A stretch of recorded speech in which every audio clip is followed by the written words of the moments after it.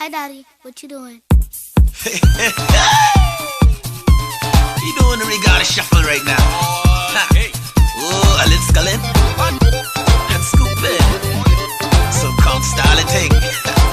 Well, let's go. Skull with your left foot.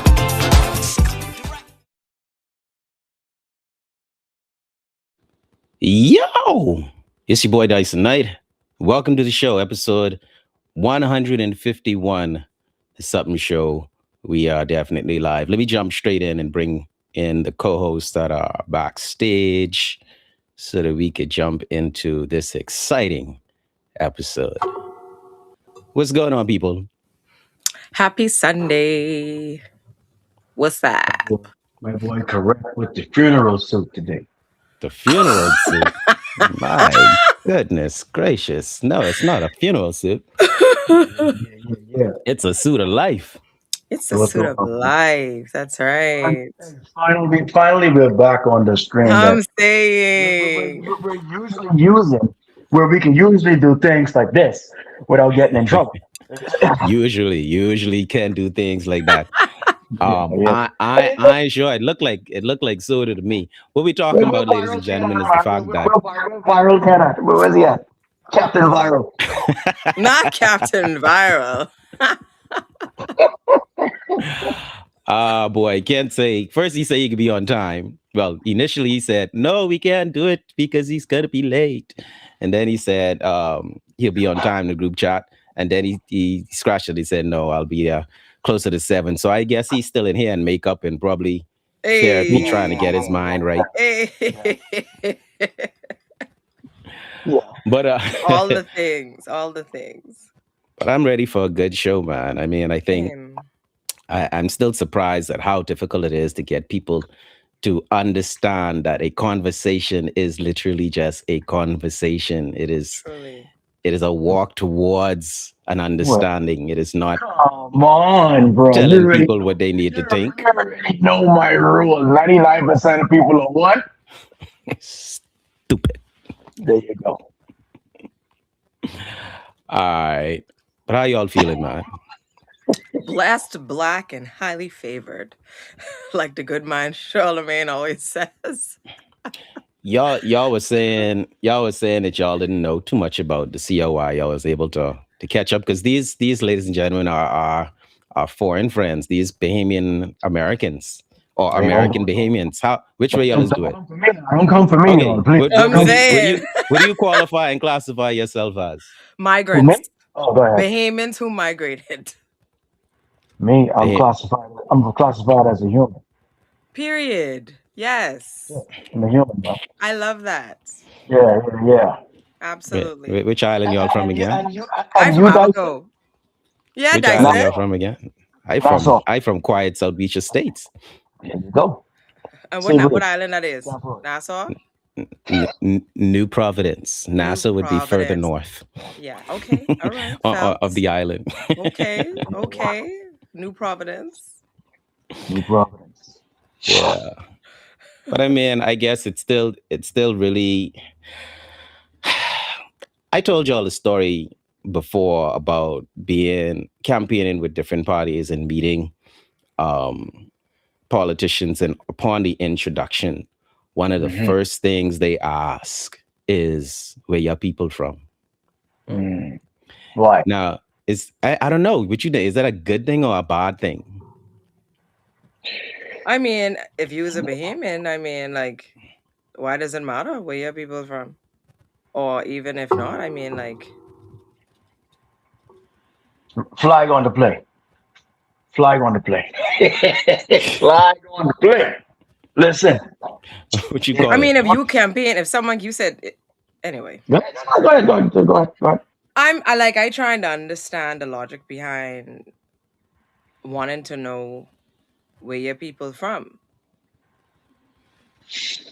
I don't. I mean, I could guess, and I guess we just guesstimating in this show, all the time because we don't have all the answers, right? We may not have any of them, but we at least holding the conversation. Right. My guess would be because they are like a lot of people feel Lincoln is.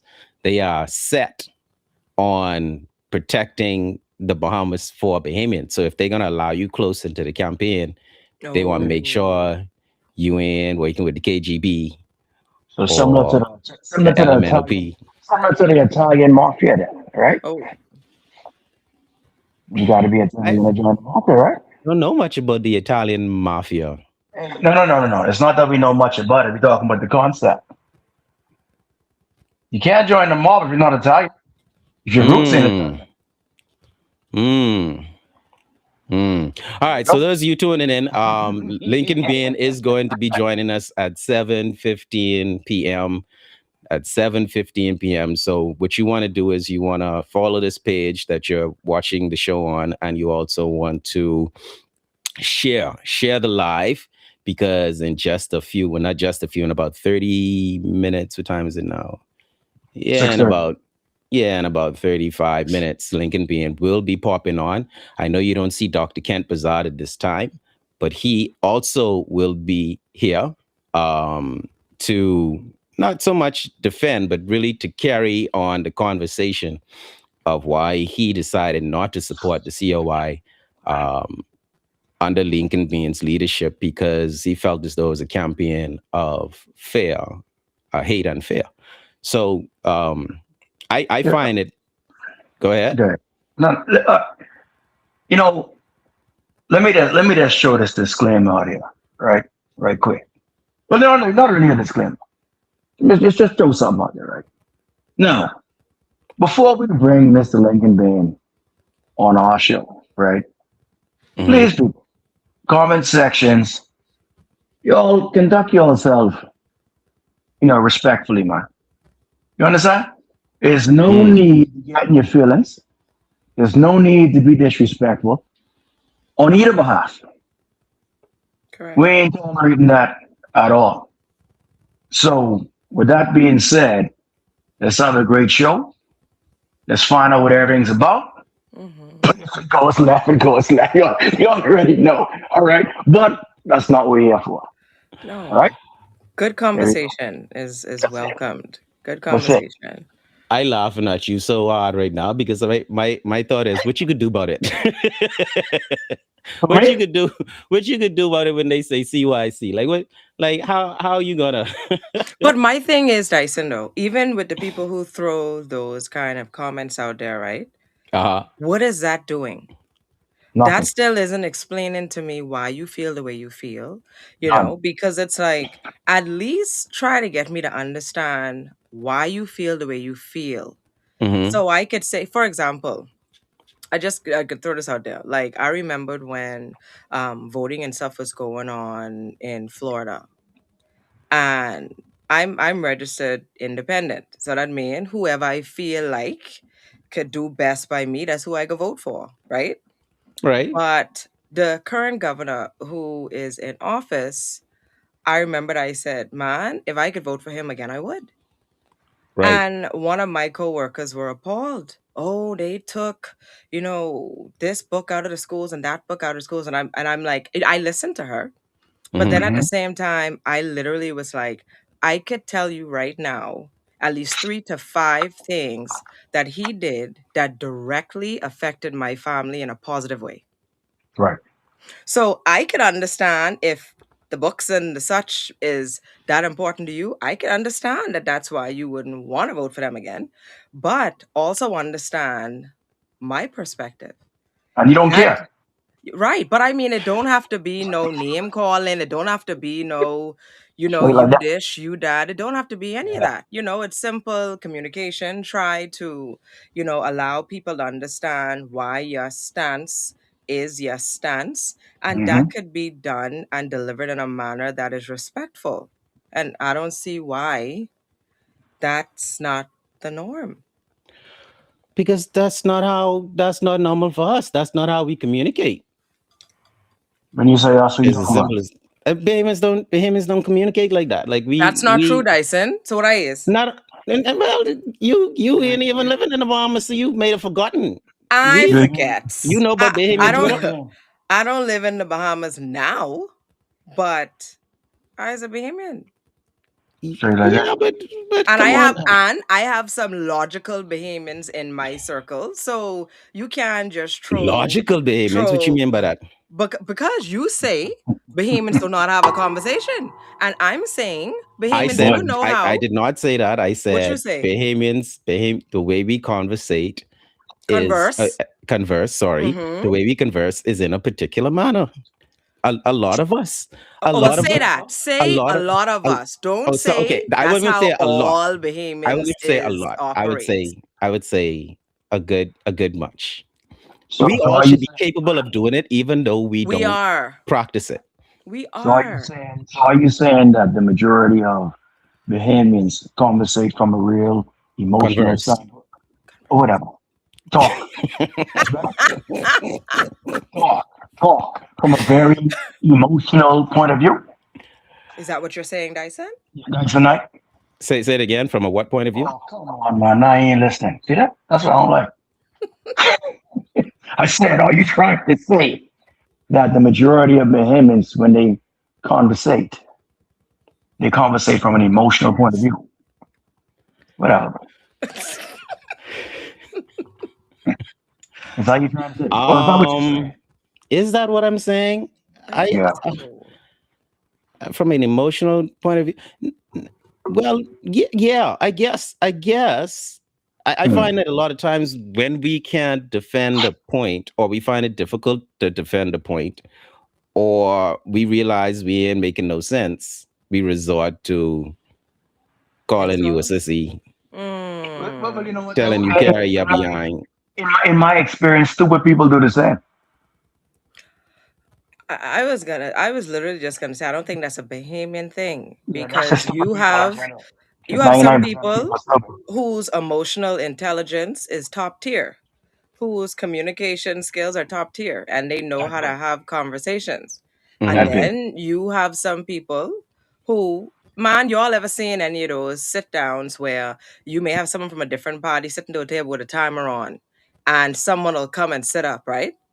The Mm-hmm. moment their delusion is exploded with an actual fact, they start throwing jabs. Yep. And they ain't True, Bahamians. true, So true. We wanna remind everyone that Lincoln Bain will be here at 7:50, and I know most of you are coming to see what Mr. I'll Bain save has that to one. That's what you saved that one just now. That's in perfect timing. Go ahead. what Mr. Bain has to say, and how Dr. Bazard is going to choose to expand on what he said about this campaign of hate and fear. Um, I'll also add too that it was just a 20-second, 25, 30-second clip yeah. of an Mhm. hour and a half show. Mm, So there was a lot more that Dr. Bazard said. yeah. And Before I and after. believe I captured all of the essence of what he said. In fact, you know what? I probably play it a couple of times during the show. So let me see if I can play it even now for those of you who are watching the clip. That's If fine. you haven't seen it, let me bring that up for y'all right now. You see why you ain't a part of the Nazi fight, but go ahead. Why? Why? Go ahead, man. Play the clip.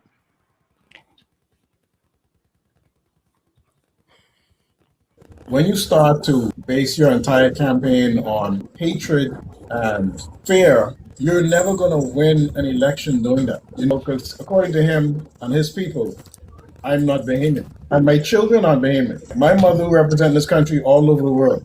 Me, you represent this country in Russia, Suriname, China, Japan. I'm not a Bahamian. My daughter who just won 6 gold medals representing the country, is not a Bahamian according to him. So you'll never have my support. Like never, ever, ever have my support if that's your position. All right. So What prefaced that? Like what was right before that? You was on the set of it? No. Oh, okay. Sure, Mm-mm. sure. Mm-mm. I think we were just talking about why the COI, or how the COI could have won more votes Right. that would make it impossible for them to be cheated out of the election, as a lot of people are saying right now, or believing that there's no way, at the very least, he could have lost Pinewood, right? Right. So that's where it was coming off. And then Doc said, well, this is why I didn't vote for him. It's because I felt as though his campaign was based on hate and fear. And what he said at the end, he said he would never, ever have my support if, this is what stood out to me. This is why I felt as though I captured the entire essence in the clip. If that is his position, then I won't support him. So Mr. Bain now, in his nobility and his wisdom, decided that, okay, there may be, he agrees, which is the point. He agrees. Obviously, there are some people that may have misunderstood what I was trying to do with my campaign. Right. So let me speak to them, because if he is the winner in the next election in the next 5 years, Yeah. and he becomes the leader of the country, he is going to be the prime minister of all Bahamians, even the ones the organic Bahamians don't like. So yeah, but let me. Dr. Bazard is in the building, y'all. Finally, Let me see. he just moved his viral tour, y'all. He's finally here. He's done with hair and makeup, and he wants to. What up, Doc? My makeup person was late. Sorry about that. My makeup person was running a little late. Hey. And, my apologies. No worries. How are you guys doing? Good. How you doing? It's you, man. It's you. You, man. How we doing? How you? It's you, man. How you doing? I'm fine. There you go. Good. I'm good. There you go. No, but good to see you guys, man. What's up, Good Bombers? to see you too. Good to see you you too. all. And definitely wanted to address you the correct way, Dr. Kent. Well, thank you. I brought my black top because I thought it was going to be on TikTok. We are on TikTok. We're We are on streaming TikTok. on The TikTok, black cup. Instagram, Facebook, That was smart. Yeah, and brought the black Instagram, top. as well as all of, Orange juice. Agua. as well as Mr. Bain's platforms as well. And I shout out to him. Definitely don't want to get him banned from TikTok for no reason. No. Yeah. Keep I don't think he's streaming to his TikTok though. His YouTube channels and the COI's YouTube channels and his personal Facebook page. And if you're not following any of these pages at this time, especially the page that you're watching this live on at this moment, make sure you follow the page, make sure you share the live. Mr. Bain will be with us at 7:15. Every conversation I've had with him thus far, he's proven to be a man on time. And very astute. I even learned some things. I never even knew we had the ability to allow guests to stream to their platforms directly. Yes. I saw that pop up today. So yeah, so the man is very knowledgeable. Let me see. And his bio is a very good read. So those of you that are watching and don't know anything about Lincoln Bean, y'all want to go to coalitionofindependence.com. and see if you can find his bio. Very, very interesting. But Doc, Dr. Kent Bazard, we've been doing this show now for a few years. A lot of people don't know. And we've often talked about, which moment was going to be the moment at which our voices would be recognized and heard. And that moment came with the two of us getting raggy by some dude. No, man, it was a bunch of nice. Not raggy. Raggy. My fellow Bahamian who I defend all the time, things and drag me through the mud, eh? No. Listen, pause for the cause. What up, man? I can't remember ghetto something. I mean, I can't. Mikey. I did speak to him like offline, so I don't want to disrespect. Do it. I just can't remember this time. But yeah, but it wasn't one. It was quite a few people. Yeah, it was quite a few man in the comments. But I'm talking about the video. The video that I showed. That speak up Muhammad share. I don't know his name. Yeah, he was a little ill-informed though. He thought I was a guest on the show. Mm-hmm.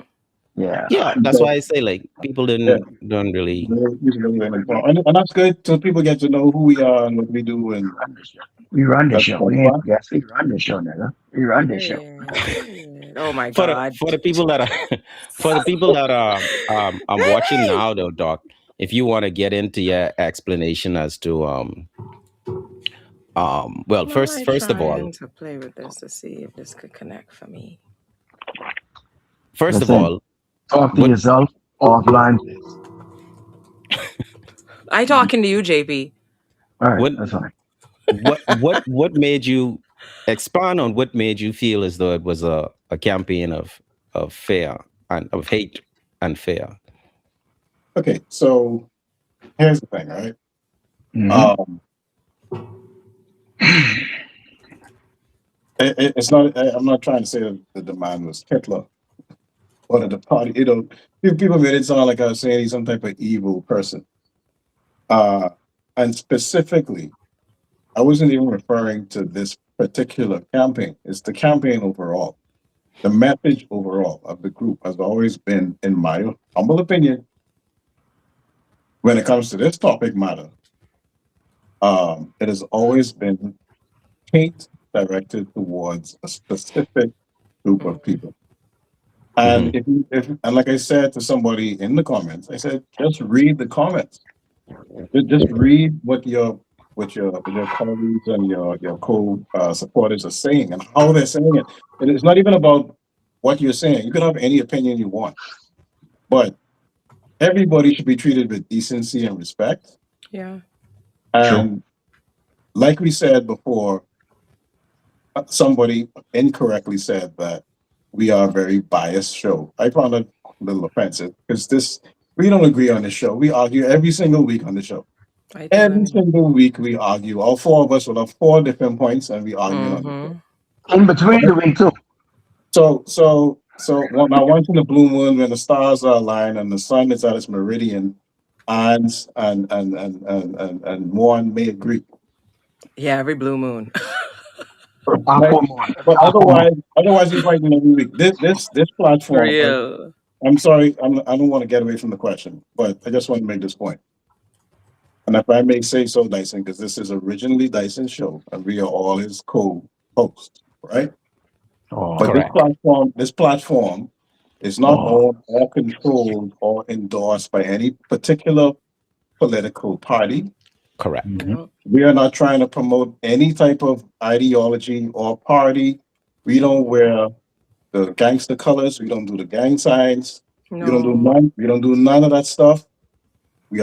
As far as the coalition of independence, the four people on this page right here is a coalition of independents, independent thinking people, independent Truly. speaking people.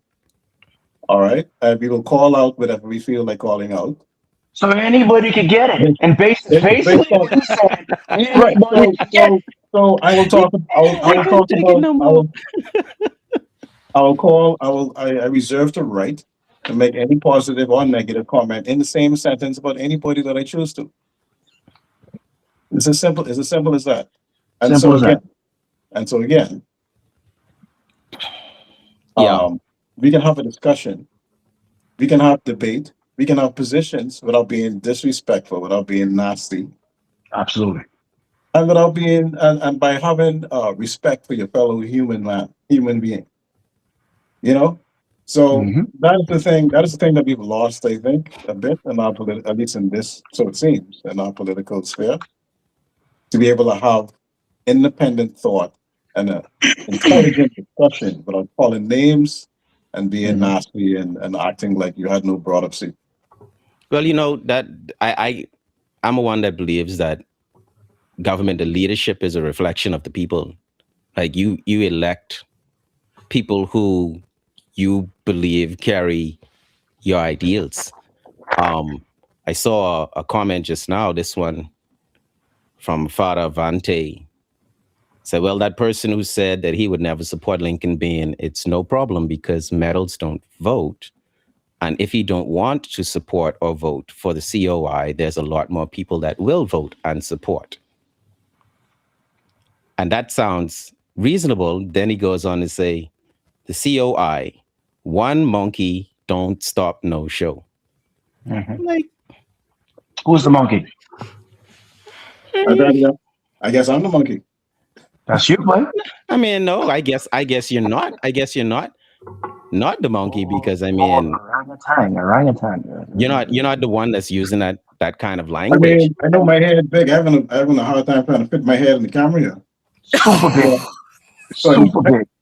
I could be related to some type of monkey. You ain't But just big, super big, but super.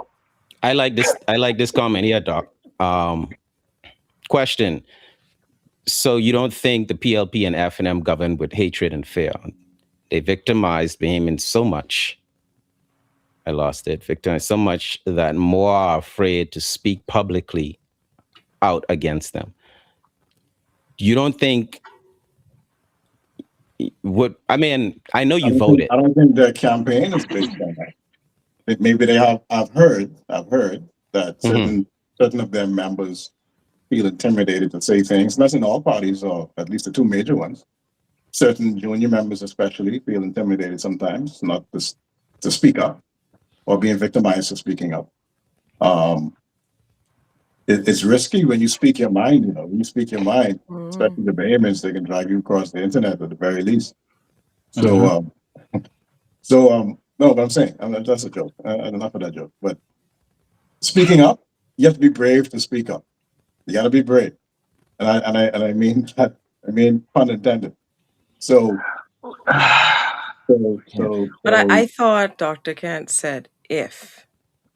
That's what I wanted. That's why I played the clip. I was like, a lot of people don't must not have heard the end. Like that's another thing. You have to listen to the Yeah. entire story. Like listen to everything Mm. a right. person has to say. Because Right. at the end, like when I edited the clip, I edited it so that it captured the full Dyson, it's concept. your fault. It's your fault, Dyson. Yes, it You, Put is that you, my coming. fault. Hey, put it's that coming back Dyson's up. fault. It's Put that not coming back David. up. Yeah, it's how he do the clip It's Put that Dyson's coming fault. because back up, bro.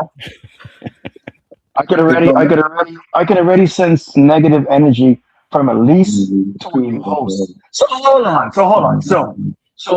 Okay, whoever it may be, right? So being entertaining, right? Because after all, this is a show. So being entertaining and not aligned with what you think we should say, that equals negativity. Make it make sense, man. Make it make sense. Like Dr. Kent Bazard said earlier before he came on, right? We hold no allegiance to no party. This is a show. yeah. We're not here to talk down on the COI, the PLP, or the Yeah, FNM. This is a uh, show. JP, Get out your they feelings. I understand Get get your boy. Get people your are just boy. Get becoming your boy, aware of man. our Get your show. boy, man. Hey, people are just becoming aware of the show. We've been doing this for 3 years, like Dyson said. We have talked about before she passed. everything. We've talked about the Queen. We talked Diddy. about the Queen. We talked about Diddy. We've You- talked about Brave. I've made some comments about Brave. That's Truly. it. Okay, we've talked Yes. about. I don't know much. Everything. I don't know Holiday. much about Pintard, so I can't say much. But Dr. Menace certainly is be ringing every time I call his name. I've talked about Dr. Menace many times.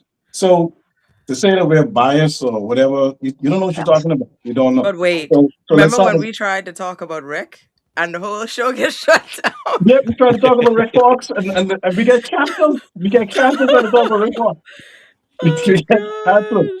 Hey, we Well, have another 15 minutes. We have another 15 minutes before Mr. Bain joins the live. I just wanted to speak to specifically to our TikTok audience.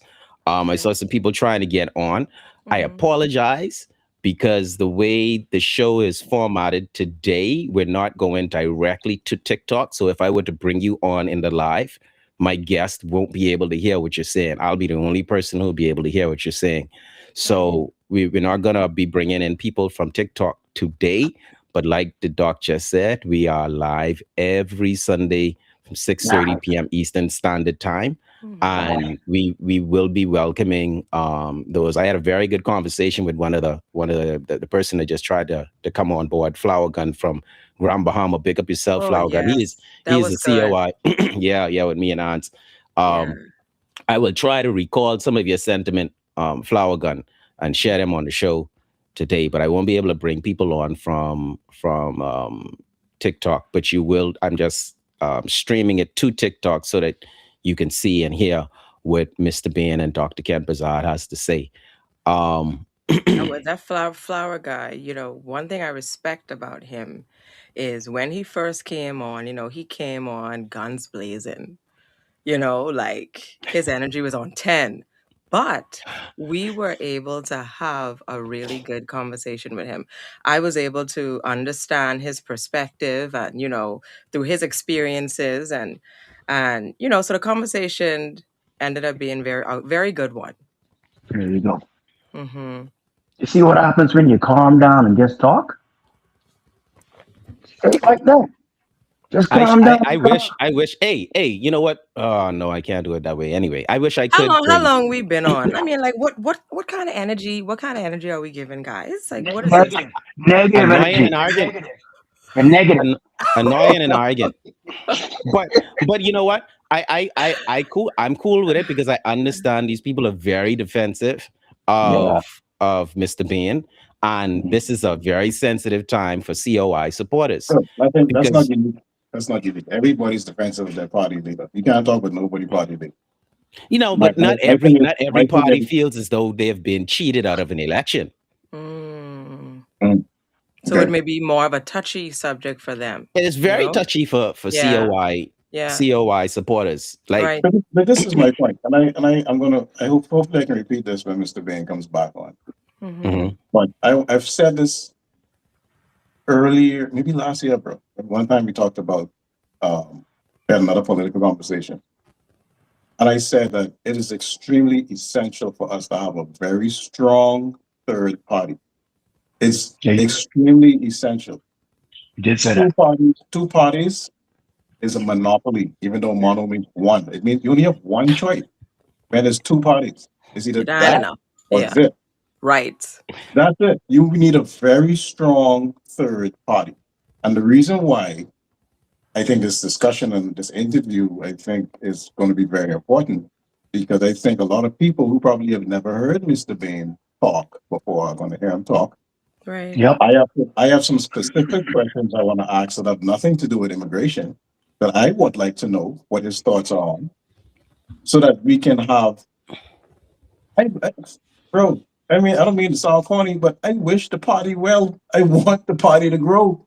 At the Listen. bottom part, me and my wife was just talking. Sorry, Hans. Me and my wife was just No, you talking. good. Me and me and my wife was just talking.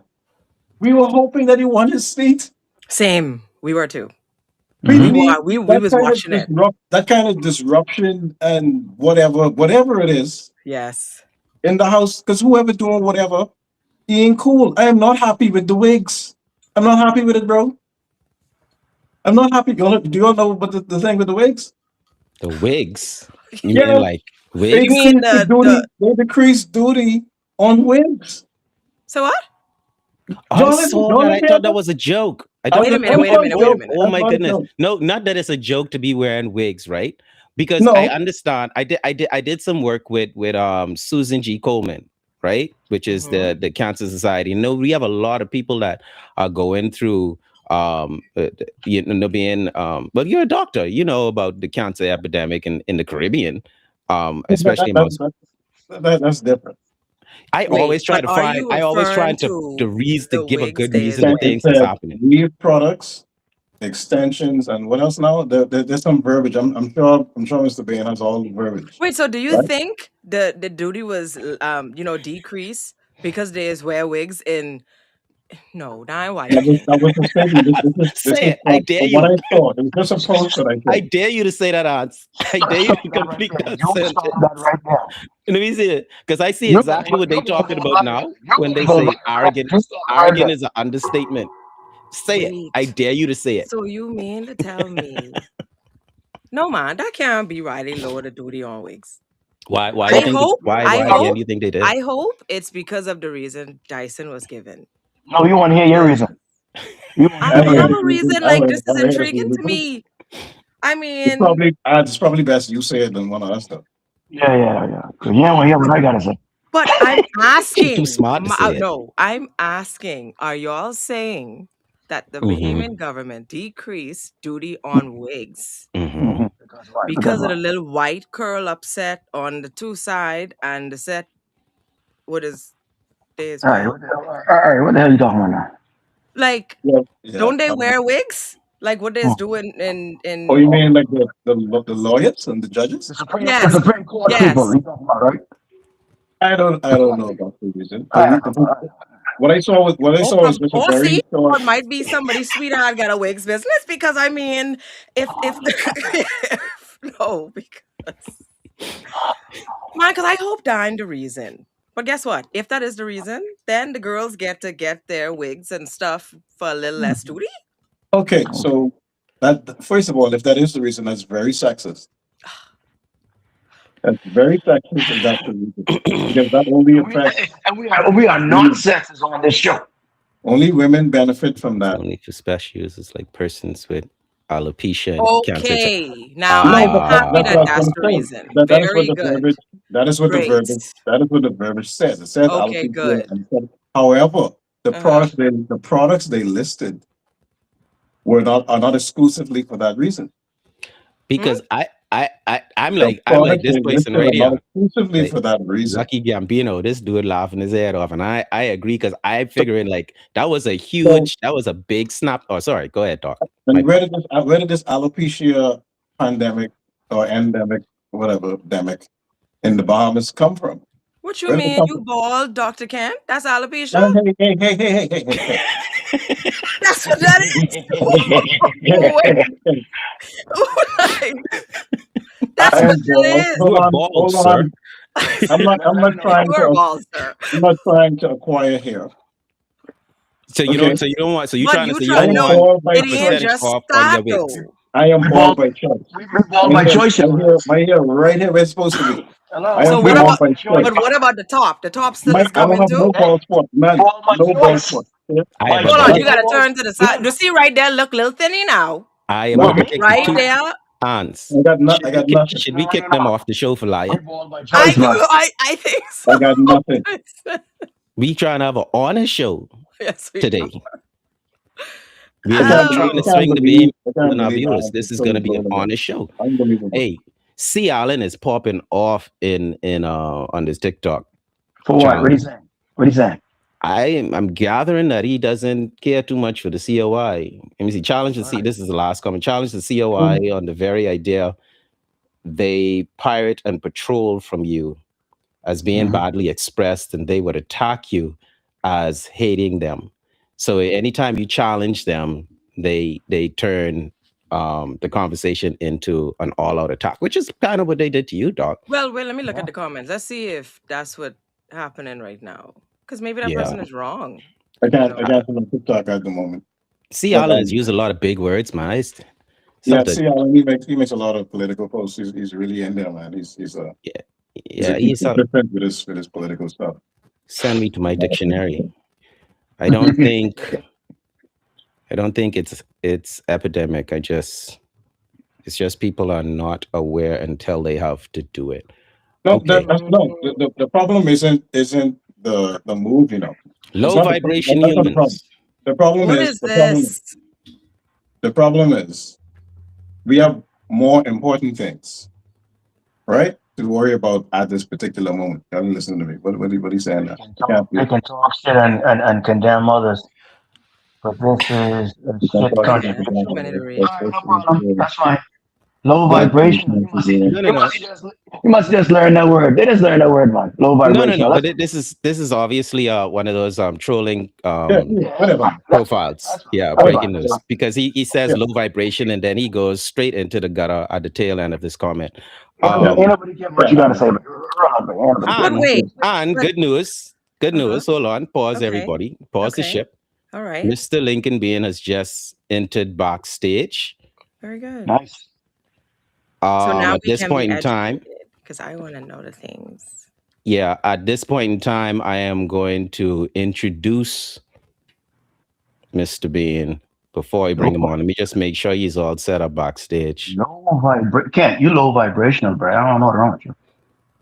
Low vibration. You know, it's been called low vibration. That's a new one. I've Yeah, never I'm been gonna called give a him a I'm liar. gonna give him a few minutes. I think we still have 5 minutes before he comes on. Yeah. Mm-hmm. So I'm not let's sure what just low give him a couple of minutes vibration, before.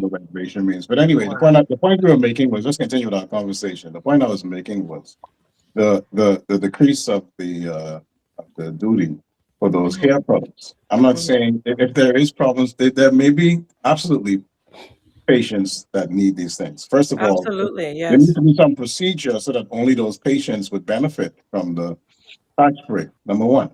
Number two, um, there are also other things that need to be addressed that are extremely significant, way more important than that. I'm talking about a prioritization list. Like you remember when the F&M in the administration, two administrations before that, said they made helicopters duty free. Everybody remember that? I What do it was? remember that. Helicopters. See, I Okay. don't forget these things. Do you remember they made helicopters duty free? Helicopter. Yes. Right. Yeah, for And the Bahamian people. do you remember this thing? People are not going to talk about that show, but we talked about them bias for that. What was the point? Who was a helicopter trying to bring it in? It's Right. only going to benefit a minority of people. So what is the point? Why push it so hard? What is the reason?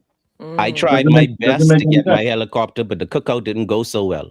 Yeah, but So after that, the helicopter business appeared downtown, didn't it? it did. It did. It did. You know. So again, Hmm. it's very important to have more than two choices. It's Fix your face, extremely huh? important. It is. Wow. All right. So, like I said, ladies and gentlemen, Lincoln Bain is backstage, presently backstage. We promised him at 7:15. I told you the man is always on time. I Mm-hmm. will be giving a brief introduction of Mr. Bain. But if you want to know more about him, which I believe everybody should, because even though I thought I knew him, I learned a whole lot from his bio and some things that I actually want to talk to him on a personal level because of his expertise. So I'm looking forward to this show and to whatever comes after. I can't believe they read a comment from C. Allen Junction, someone who was pushing a troll. Yeah, well, see, okay, here, I'll save it for my introduction. No, I'll say it now. We don't know everything, ladies and gentlemen. The reason why we have this show, the reason why there are four co-hosts, is because we bounce things off of each other and we try our best to get people to expand on their ability to have conversations, to converse towards an understanding. We're not an agreement, an Mm-hmm. understanding. We never agree on this show. Sure don't. Sure You see what don't. I'm saying? We never agree on this show. No. And and we Sure, don't sure expect for don't. everybody to agree, but we want people to be able to understand and to be able to stomach a full Oh my. conversation. Right. People We got a lot of I'm gonna feelings. start name calling before the points are Huh? even understood. Feelings, man. Feelings. Jeez. So it's All just right. full of So feelings. all right. We're just a minute away from bringing Mr. Bain on, and I can see that he is already prepared Mm-hmm. backstage. So let me run his introduction.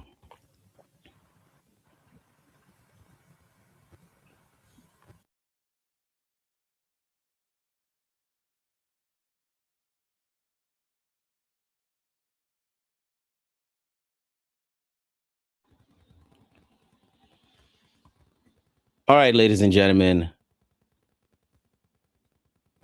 our guest is the most talked about politician since Sir Lyndon Oscar Pinland. He is an ambitious entrepreneur who has studied life under the wing of Miles Monroe OBE. He has traveled the world and has given much of his life to the upliftment of Bahamian people. He is one of the first to form investment trips to China for Bahamians and has shared his knowledge of financial proficiency internationally as a sought after keynote speaker. He has led the Coalition of Independence, the COI, in the most exciting and challenging race ever against the yin and yang of Bahamian political parties, the PLP and the FNM, and has solidified the validity of his party as a viable option of leadership of the Commonwealth of the Bahamas. However, his controversial loss has perplexed many. Initial polls gave him a comfortable lead, and then, as if assisted by an enhancement drug or a magic wand, the race for Pinewood left Bain with an awkward second place. We're going to have a Sup'M Show style conversation tonight where we keep the discussion elevated, honest, and sensibility driven without taking ourselves too seriously. We only know enough to know that we don't know much at all. With that said, ladies and gentlemen, let's welcome to the stage the one, the only Lincoln Bain. Let me put you up where you could be seeing Lincoln. I got you. Hello. Let me just change this outline right here. Adjust your camera a little bit. Find a cast where you can be seeing there you perfectly. are. There you go. All right, you don't have to do no shifting. I got you, my brother. Welcome. Welcome. What's going on? Let me hear your voice, Lincoln. Make sure I got you. Well, I am here. Make sure you can hear me. You should be able to. Yes. I can hear you. I can hear you perfectly fine. Just a little bit low, but I think this will work.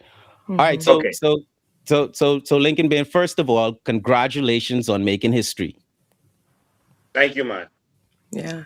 It is very impressive, and I am very proud of you and the party and the Bahamian people. I did not think the people were ready to make such a display. I honestly did not. Yeah, definitely. I think it's the Bahamian people, and it shows that finally, throughout history, that a foundation has been made for people to actually make a shift from the old parties that have been failing us for all these years. But before I get to that, I just want to say to you, I know two of you on here. I know you and Dr. Bazard. I just want to say that I'm very impressed and proud of all that you've been able to accomplish as Bahamians, and yes, as Bahamians, and I'm very proud of you. Continue to do what you're doing and making the Bahamas proud with everything you're doing. I know Mr. Bazard's mother was Cheryl Bazard, if I'm correct, and she contributed greatly to the culture. Patricia Bazard. Yeah, Patricia. Yeah, Patricia Bazard. I don't know why I said that. Sorry about that. But Patricia Bazard, she contributed greatly to the culture of our country. She kept it alive and kept it going. I know I was a part of those choirs when I was a kid that benefited from her expertise, and she helped me to grow up. She's one of the persons, along with Dr. Edward Robinson. She would always work along with him while I was a part of E.P. Roberts Choir that traveled the world, actually. And she was one of those persons that was always an inspiration and always there to lend a helping hand and inspire us along the way. And so I just wanted to give credence to her and honor to her before we get started with this. On behalf of you, Dr. Bazard. Thank you. Thank you very much. I appreciate that. Appreciate that, Mr. Bain. So let's jump into exactly what caused this this show to take place. It was a clip that I posted to the Sup'M Show's page. Let me see if I can run this again for us to watch in real time. When you start to base your entire campaign on hatred and fear, you're never going to win an election doing that. Because according to him and his people, I'm not Bahamian. And my children are Bahamian. My mother represents this country all over the world. Me, who represent this country in Russia, Suriname, China, Japan. I'm not a Bahamian. My daughter who just won 6 gold medals representing the country, is not a Bahamian according to him. So you will never have my support. Like, never, ever, ever have my support if that's your position. And that what was said.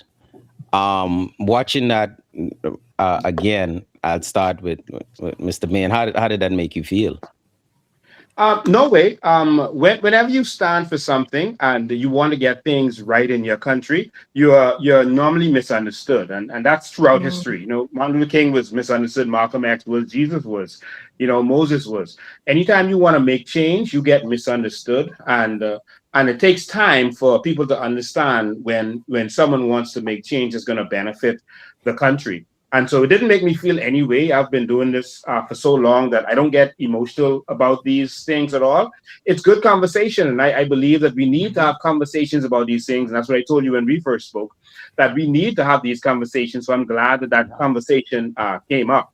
I don't understand why Dr. Bazard felt that he is not a Bahamian. I'm not sure why that is. And I would like to start with asking him why he feels that he is not a Bahamian. Oh, I absolutely feel like I'm a Bahamian. I know I'm a Bahamian. But where that came about, let me tell the whole history. And I don't want to take too long. But you yourself, Mr. Bain, and I are in the same WhatsApp. You're probably in many WhatsApp groups, but there's a WhatsApp group that's kind of a political group that was created by probably a colleague of ours, Mr. Miller, uh, TV show host, really funny guy. He added a bunch of persons who were on his show, including multiple persons who were running for office at the time. That would have been the first election or the first campaign of Dr. Minnis, right before his election. We were added to that group. And I usually just, I didn't think I was a part of or needed to be in the group at all. There was a conversation. Um, Yourself and some of your I'm not gonna call you name, but it's a higher ranking young lady who's in your party, or who at least at the time was an organizer in the party or a very outspoken supporter. And of course, even Mr. C. Allen, who just commented, is in that group, and a few other persons. The term came up of organic Bahamian. And I find this term a very divisive term. I'm not sure what it is meant to mean, but when I asked in the group, and that's probably the first time I ever said anything, I said, "Excuse me, I just wanted to know, what is an organic Bahamian?" And the response was, an organic Bahamian is someone born in the Bahamas to a Bahamian mother and a Bahamian father. I do not have a Bahamian father. And my children are also have one Bahamian parent.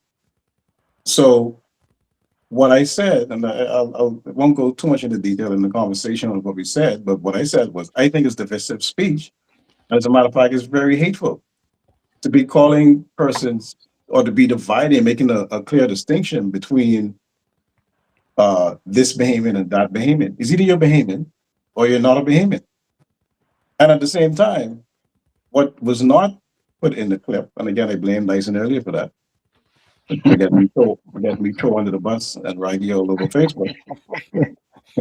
What he did not put in the clip is that what I said a few minutes before that was, if you're in the country illegally, you're a criminal.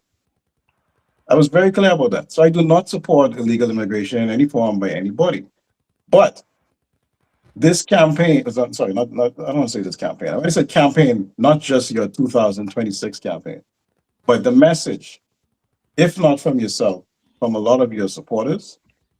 And you just read the comments in the that's underneath that post on Facebook, and you'll see the hatred that comes from these persons, and it's directed towards one group of Black people, just one.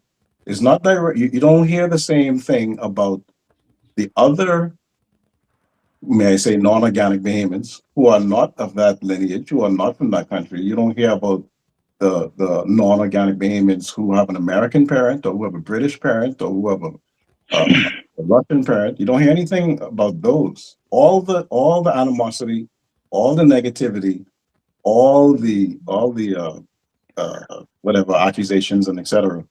are directed towards a specific group of people, and it's reinforced over and over, and it's repeated over and over. And I really think it does us a disservice as a country in general, and that includes Bahamians and the residents, when we create a divide like that. And the world is actually going to look at us and see how we treat these people. They're going to judge us whether we care or not, they're going to judge us about how on how we treat these people, what we do with our situation. So it's very important to approach it carefully and not to approach it with vulgarness and non-professionalism, in my humble opinion. Okay, so before you respond to that, Mr. Bain, I just want to remind people to make sure that you're following the pages you're watching this on. Make sure you share the live so we can get the message out. It is indeed an important enough conversation that Mr. Bain has taken time out of his busy, even changed his schedule to be on the show with us tonight. So make sure as many people are getting this message as possible. Mr. Bain. Awesome. I hear your sentiments, and I think that we're actually on the exact same page. I haven't heard anything different in terms of our sentiments and our beliefs, except for I see where the misunderstanding is. And normally, when you have these kinds of disagreement, the first thing you should look for is a misunderstanding, and that's why people should reach out to people, and you should have these kind of discussions, because then you'll quickly understand each other better, instead of just coming to a conclusion based on what you might have heard or thought you might have heard or misunderstood. And then sometimes your reaching out to someone could cause them to realize that their understanding is wrong, or what they're thinking is wrong, and you may be able to transform that person. But in this case, I see that we agree on everything. Our campaign has been about illegal immigration. It has not been about hatred for anyone. Firstly, I will start here. On a definition of organic Bahamian, I don't think there's a problem with identifying natural born Bahamian. Every country has those definitions, especially Haiti. Haiti has a definition called a Haitian of origin, and that's their term for organic Haitian. And so that's why persons who are of Haitian descent or who were born in Haiti, like Wyclef John, could not run for president in Haiti because he was no longer a part of the Haitian community, and they considered him as something different. That's their classification in their constitution. In order to run for anything in their country or hold any government office, you have to be one, a Haitian of origin. This is in their constitution, a Haitian of origin. Okay, you have to be living in Haiti, and you have to own land and a business in Haiti for senior positions like president, etc. But other positions, you just have to own land. And so they define who can do what in their country. And so their law protects their sovereignty, protects who they are as a people. So why is it that we shouldn't be able to do the same? Now, Haitian of origin is their definition. But when we come with this thing, which is not a legal definition, called organic Bahamian, that's just a term that we use to endear who we are. My brother, you are an organic Bahamian.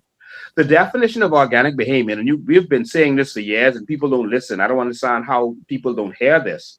We believe, and I've said this over and over, and you can search my Facebook timeline, and you'll see several times we put what we feel is our definition there. It is a person born inside or outside of the Bahamas, one of whose parents is a Bahamian.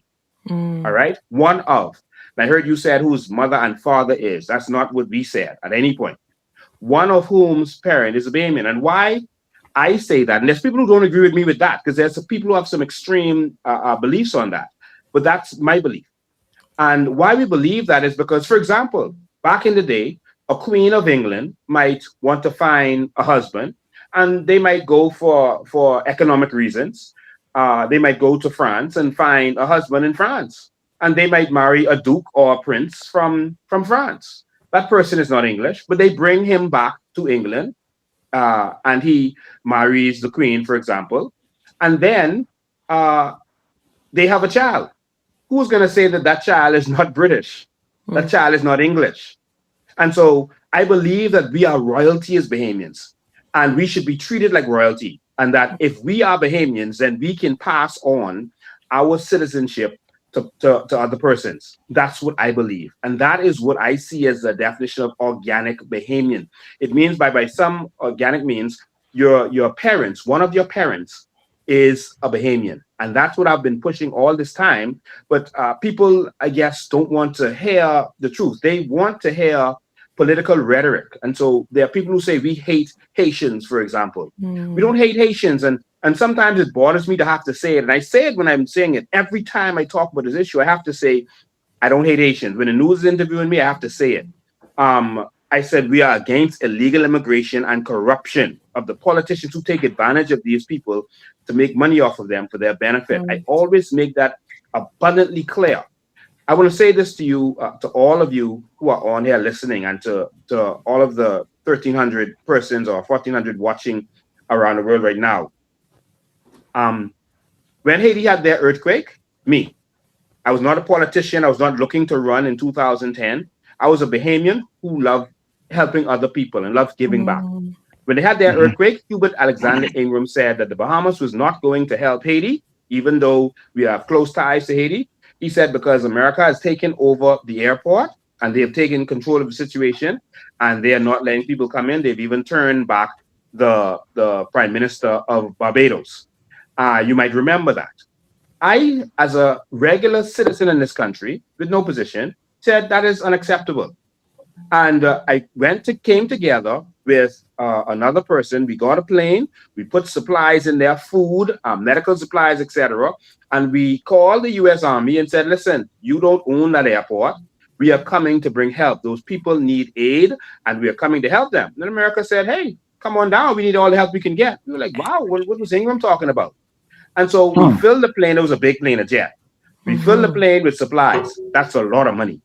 And we took the supplies down to Haiti, landed, distributed the stuff, jumped back on the plane, and came back.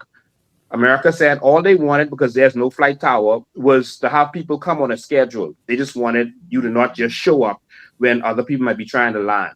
Because of us, Kiwanis and other organizations that wanted to bring stuff but didn't know how, they were able to find out that they could do stuff. And they started, organizations like that started taking 10 plane loads of supplies every single day because of the leadership I showed. You don't do that kind of stuff for people you hate. I just want to make that clear. Now, this kind of stuff don't make news. Negative stuff makes news. Of course. All right. If I do something or say something that people don't like, that can make the news. But good stuff you do doesn't make the news. Although that did make the news because ZNS was waiting for us when we came back, and they were like, how is it that Hubert Ingram couldn't get supplies there, but Lincoln Bain was able to? All right. So I just wanted to make that clear. I don't hate anybody. I love all people. As a Christian, I must love all people. But God is a God of decency and order. And all we want is for you to come to our country the right way. We always say we want immigrants. People have to come and work for us. Right. We can't do everything. We can't build the new Bahamas ourselves. We want persons to come in. We just want you to come the right way. And I've also explained to persons that one of the reasons that this is important to me, I was a police officer. I became a police officer at 18 years old. And I saw some things that disturbed me. I saw that on Fridays, there were people who would wait for the Haitian men to get paid and rob them. Because they were illegal, they couldn't go and make a complaint to the police because they were illegal. That's how they felt. And so they would take advantage of them. I hated that. There were women who were raped.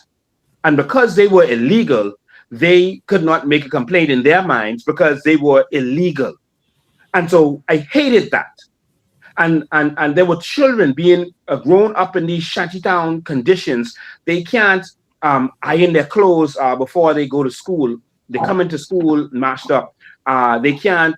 It's more difficult for them to do their homework by candlelight than with electricity, etc. I don't think that humans should have to go through that. That children should have to go through that. That's a humanitarian crisis, and that's why I'm against shantytowns.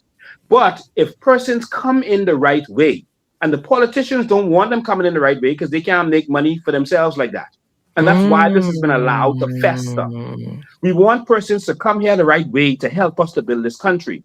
That way you can have a bank account, you can have a driver's license and insurance on your car. So when you hit us, you don't jump out your car and break off running into the bush. We can know how many hospital beds we need. We can know how much license plates, etc. we need, how much classrooms we need, because we know what's going on in the country. The country has to be run properly. And we are misunderstood because we are asking for things to be done properly. We are being told we hate people because we want them to be able to come to our country the right way and live with decency in our country. We have been completely misunderstood because the politicians, for political purposes, spread the message out there that, hey, they hate Haitians. Now, I'm not saying that there are not Bahamians who are xenophobic, but I have even said, if you are xenophobic, you're following the wrong person because I'm not xenophobic. All right. I've said that publicly, but people hear what they want to hear.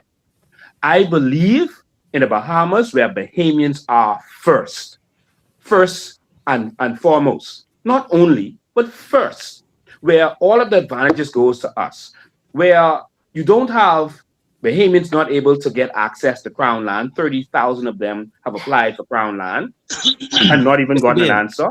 But you have Haitians, etc., taking over our land and taking advantage of the situation. before we get And into in that some though, instances, Bahamians renting to those persons too. But that's the can you hear situation. And me? some people say, why are you focusing on the Haitians? Aren't there other illegal immigrants? Yes, there is. Don't forget, it was us who exposed the Chinese that were in the Hilton Hotel, where the minister at the time called and deceived the director or assistant director to let those Chinese go. All right. We expose that because this is not about your race or your class or where you're from. This is about illegal immigration. We were the ones who were on top of that and made sure that that was dealt with and addressed and not swept under the rug. And we've done that on many occasions. Now, the problem we have with those persons from Haiti is that when you come to a country, and again, we don't hate nobody, and you start interfering in the country's politics, that's when it becomes a problem. None of us on this would be allowed to go to Haiti and interfere with their politics, nor participate in it in any way. Give me 1 second, Mr. Bain. Go ahead. Before we get into that, I wanna ask, how is it that you, well, not just specifically you, because I'm sure I want to give respect to the entire team, but how is it that the COI is is planning to deal with illegal immigration as it stands right now in the country? What is the solution or idea of a solution that the COI has right now to correct the problem? Great question. We don't have an illegal immigration problem. We have a corruption problem. And that's the problem that we have as a country. Politicians are making money from this. And everyone you see come on the boats now on the planes, that's a customer. That's someone who paid thousands of dollars to get that first step. And then they have to pay money in order to get regularized, whether it's a visa first and then an extension on the visa, then a work permit, then residency. They are paying for this, and that's sometimes $8,000 to $10,000 for each step of the way. And so a lot of money is being made in that. That's bigger than the drug trade. That's bigger than the numbers business, if you really do the math. And so we're going to end the corruption to make sure that there's no room in immigration for that to happen. We saw that while the scandal was going on with Keith Bell, that persons gave us documents that we shared with the news. It was all over the news, so I can talk about it here, where a person said this was unlawful, but the minister made them do it. They make sure put that in writing. When, for example, someone was deported, and then after being deported, someone was told to give that person a work permit so that they could come back. The person was deported, all right, got the work permit after being deported and also banned from the country because of actions they did in the country. And then the minister told the immigration officer, give them their work permit and let them come back. It normally comes from the top. And the fact that so many persons within immigration were willing to give us the information, and they gave the F&M information also, that this shows you that a lot of these people did not want this corruption happening in their country. That's the first thing. But the first thing we're going to do is make sure that they understand that coming here the right way has benefits. That means, again, like I said, you don't have to live underground. You can live properly, be a part of society. All right, not live in a shanty town. When they go to Miami, they don't build a shanty town. When they go to France, they don't build a shanty town. Canada, No, no shantytown in Quebec. They go and they live in apartments and they live properly. All right. But our society, because they make money from it and benefit from it, allow them to live the way they were living. So we're gonna put certain things in place. So one, we plan on blockading uh Inagua. There's only two ways to come in. That's on the eastern part of Inagua or the western part of Inagua, passing it. And so if we have the proper radars and the proper boats, the fast boats, not those big boats they keep buying for $300 million and they break down instantly and have to wait to send them back to Europe to be fixed.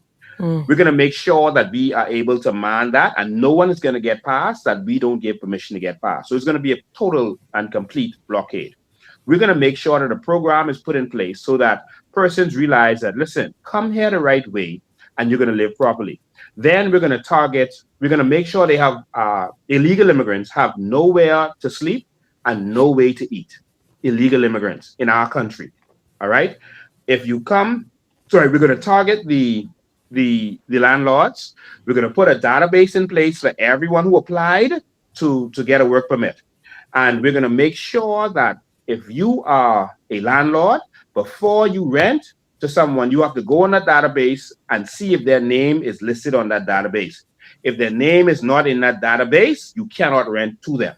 All right. And that now puts the onus on you because there's a database that you can check. And if you let them come in, it's your fault. Okay. And so they have to show you proper documentation or show you that they are, or you see them in our database and we will take the responsibility for that. All right. The same thing with employers. If someone is not in that database, you cannot employ them. It's simple as that.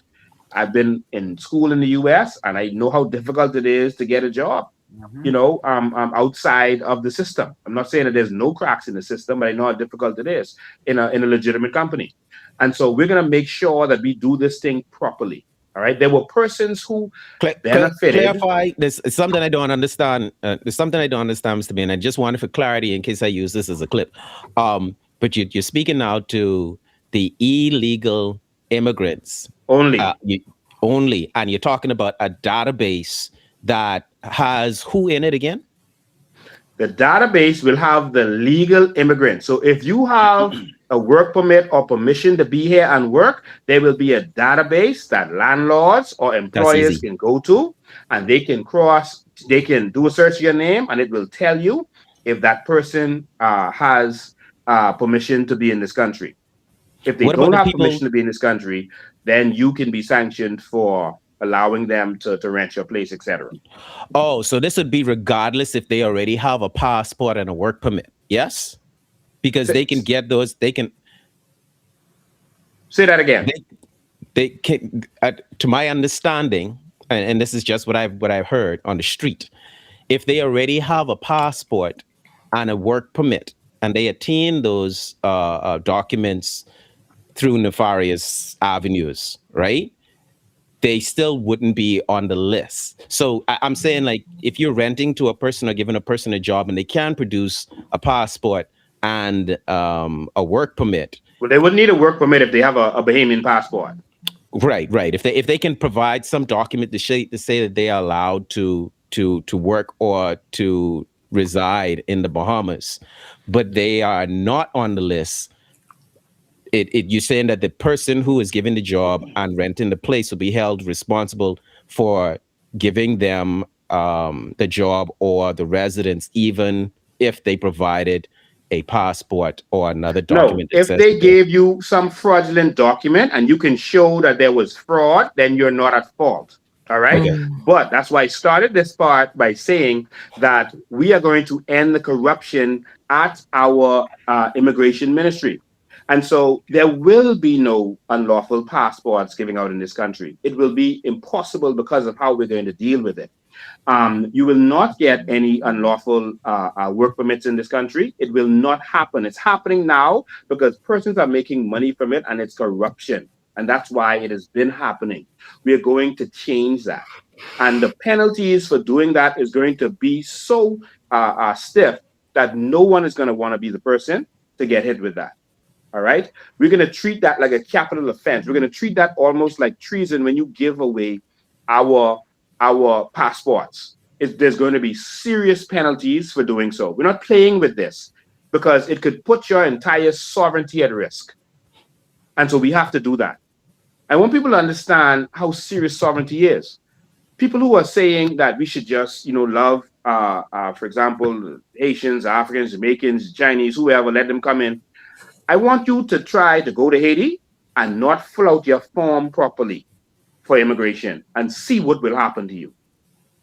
Not just not be straight, Don't fill out your form properly and see if you don't end up in jail. They take that seriously. Why is it that they can take it seriously, but we shouldn't take it seriously? You saw the other day, with all the chaos going there, they locked up some politicians for giving out fake Haitian passports. They jailed them as a serious offense. All we are saying is we want the country to operate properly. The people are saying that you hate someone because you want the country to run properly. That mindset is problematic for me. And so we're going to put certain things in place and end the corruption. And if you get caught, you're going to go to jail for a long time.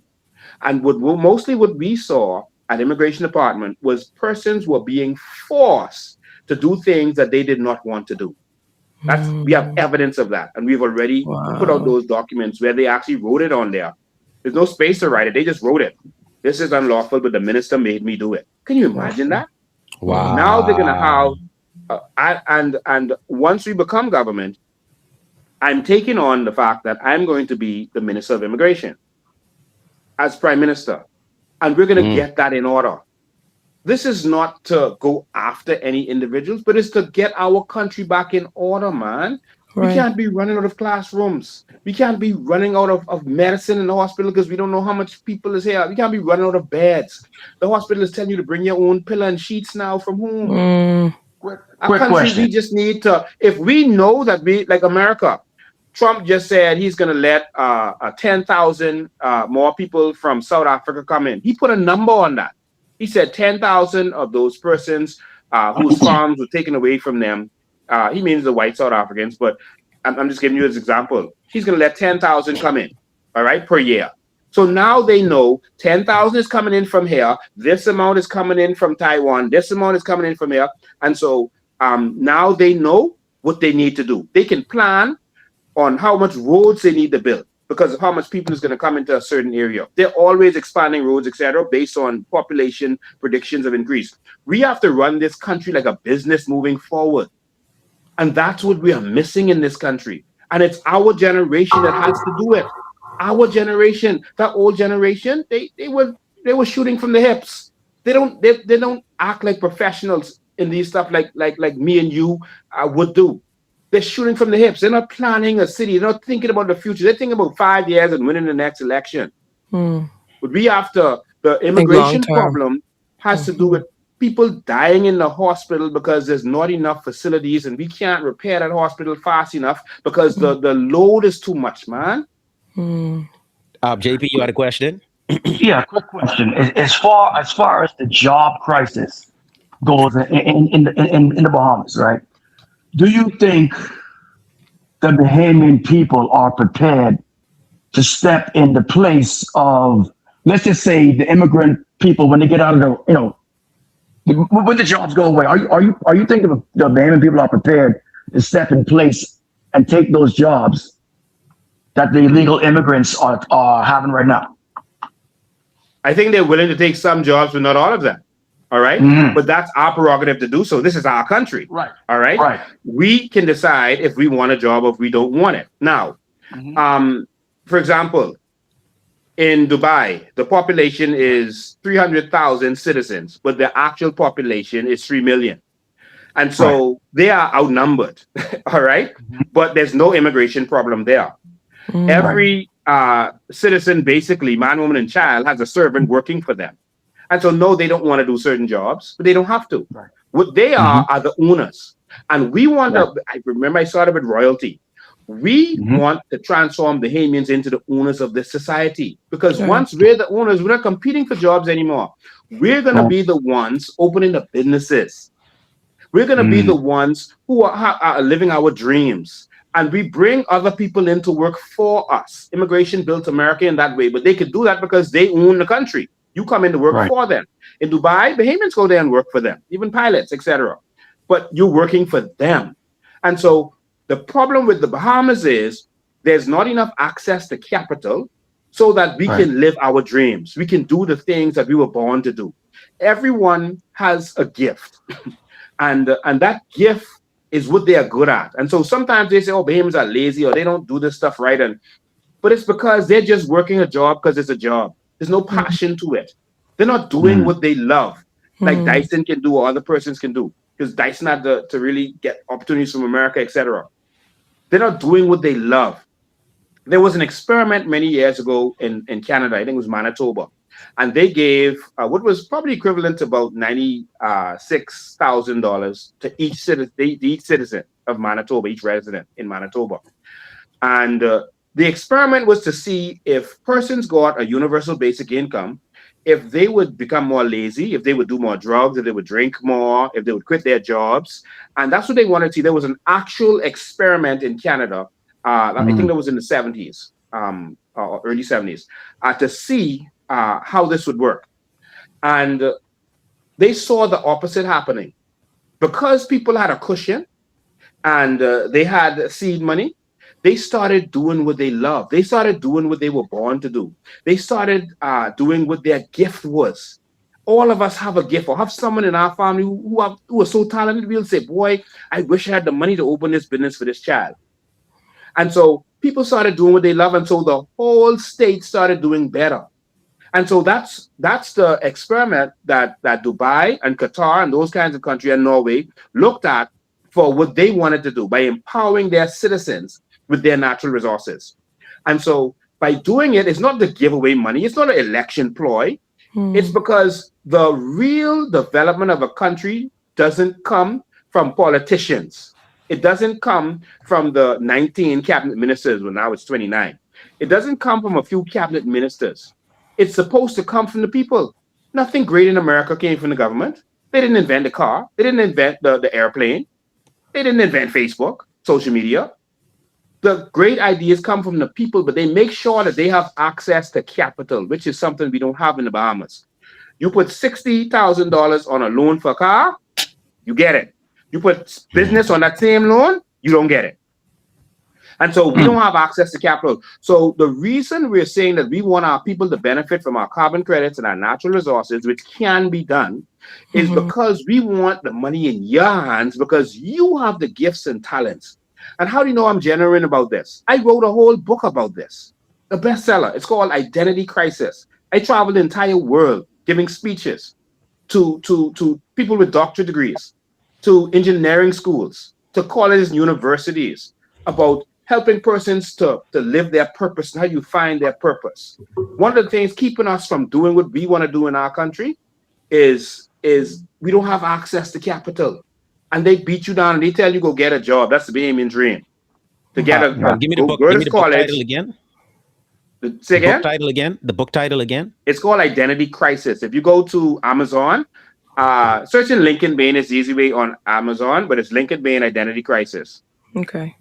Because Gotcha. there's other books named Identity Crisis. So if you search Lincoln Bain on Amazon, that's the quickest way to get it. And you'll see the persons there saying it's the best book they ever read. That book transformed their life, etc., because it's about finding purpose. And that's why I'm doing this. I'm not doing this because I want to be prime minister or because I want to be political. I'm doing this because I believe that every Bahamian should live their dream. And this is what I've been doing all my life. This is a genuine movement for me. I I have a want to question, empower Mr. Bain. Bahamians. I have a genuine question, Mr. Bain. Go ahead. From what I hear you saying, I can tell that you love people and you love Bahamians, right? Yeah. And even the situation that you spoke of where when the earthquake happened in Haiti and you went over there just as a person, as a Christian, to go over and help these people. When it's your turn in the future, right? When these things that you speak of now are in place, does the Bahamas have room? Because we think in long term, right? Does the Mhm. Bahamas have room to have like an asylum program or something for our Haitian neighbors who are trying to come in the correct way, trying to get away from the turmoil that they may be dealing with? do you see the Bahamas having space for some sort of asylum thing like that for them? The Bahamas has space whatever it needs. The Bahamas has 700 islands. The Right. problem is that all of them are underdeveloped. And one of the Mm. reasons is because we are depending on a few people to determine what happens on 700 islands and 2,000 keys. We Yeah. have more than enough room, but we have to develop properly. Canada Mm. and Trudeau just resigned because he screwed up the economy. He allowed persons, including Bahamians, to flood into Canada and did not build proper housing for them. They did not expand housing, and so housing Mm. became expensive and through the roof, and so it collapsed the entire economy, and it hurt everything. And so all they thought was short term, that the more people we bring in, the more taxes we can collect, and the more money businesses Mm. can make. Because if you're a barber shop and there's 100 people in your community, that's only possibly up to 100 hair you can cut. But if 1,000 people there, that gives you more hairs that you can cut. That's the Right. economics, all right? Mm-hmm. And that was Right. one of the reasons for freeing the slaves. It wasn't about doing what was right. It was about economics. That why Yep. should you take care of these people when you can free them and start charging them for what they consume? Facts. Um, but uh, they didn't do what they were supposed to do, and so now we want to build a new Bahamas. We want to build a Bahamas that persons can come home to. We have the good part about the fact that they exiled our Bahamian young people. For the last several decades, they've been telling our people to go get educated. Then when you go away, get educated and come back, they say you're overeducated. All right. Tell And me then about it. and then but what it means that they say you're overqualified. But it's not that we're overqualified, it's that our country is underqualified. And we keep voting for that. You Mm. know, just vast election. All they talk about is potholes and clinics they could build, and it's Every not time. nothing about moving the country forward.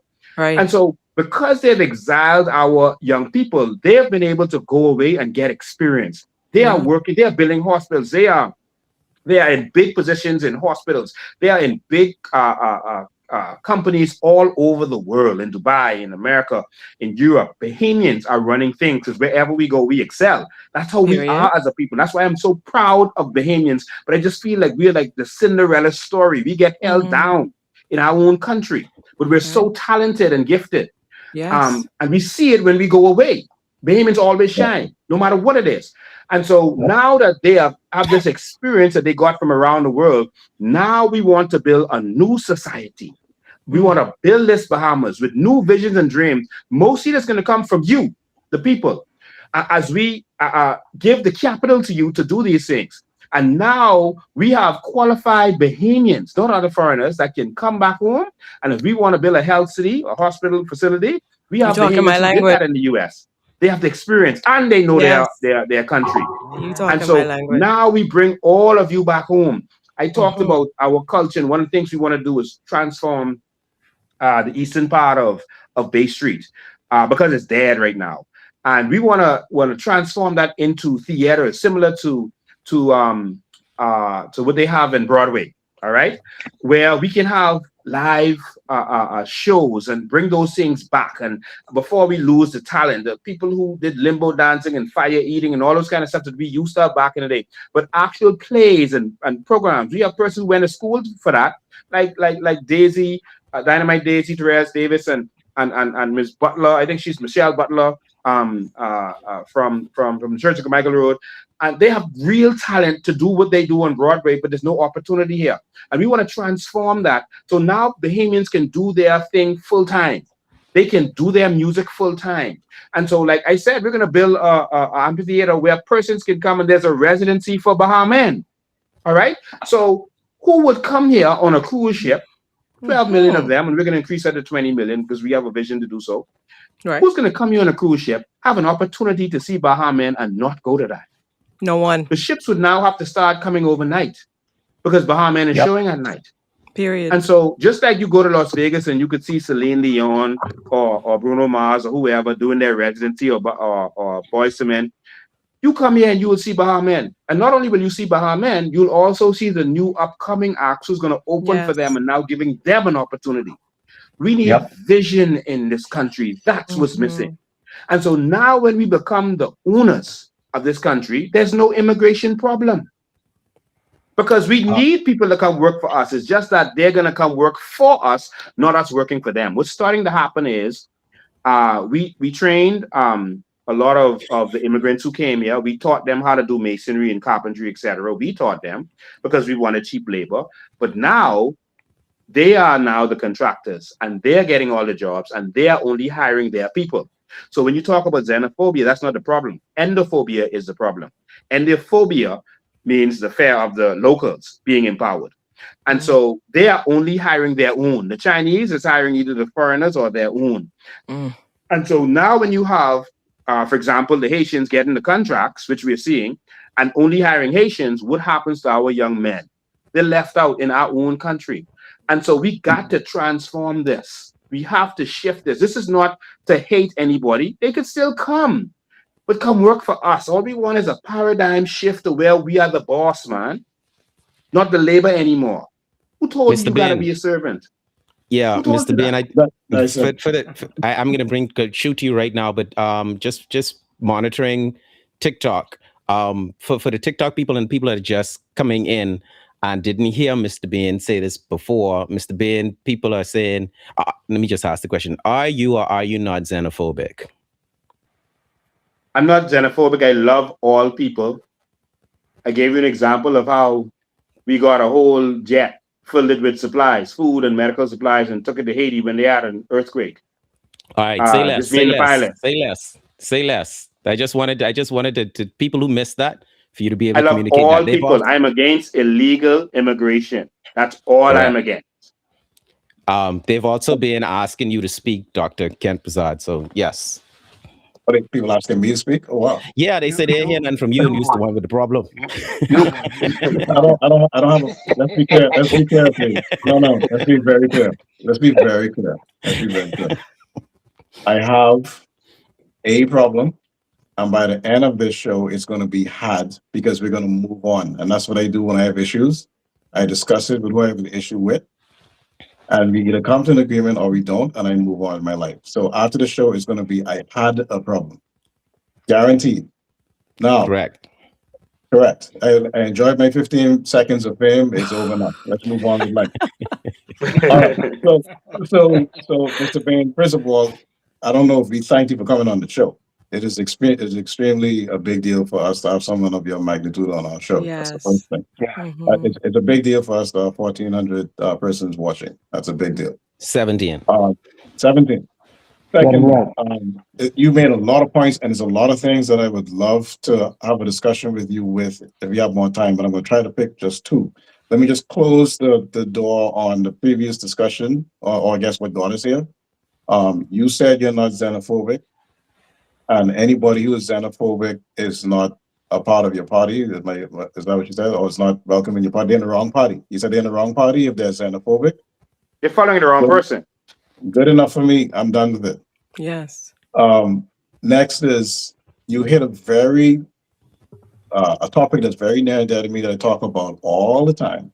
We talk about all the time on the show. Is how we're going to motivate our people to do better for themselves. Yes. And not try to depend on government to do things.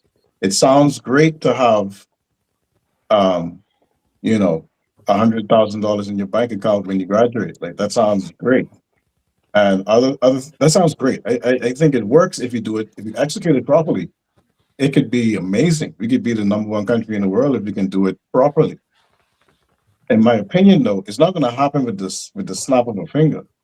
It may take 1 or 2 or 3 terms of your office as prime minister for these things to happen. It's not going to happen on day one. At least I don't foresee it that way. And part of the reason is, well, there's so many things we have to fix first.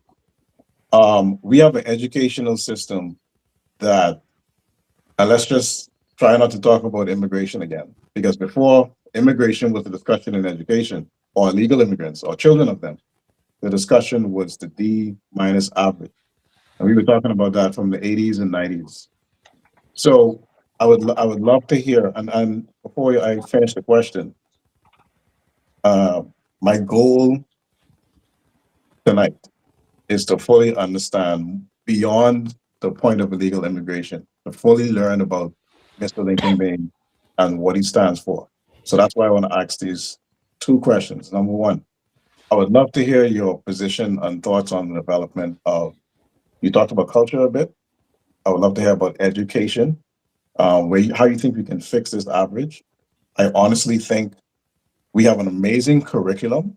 For whatever reason, the children aren't motivated to learn it. I looked at the BGCSE curriculum and I think it's quite good. Even children that graduate with a C average are excel when they go to the States at college.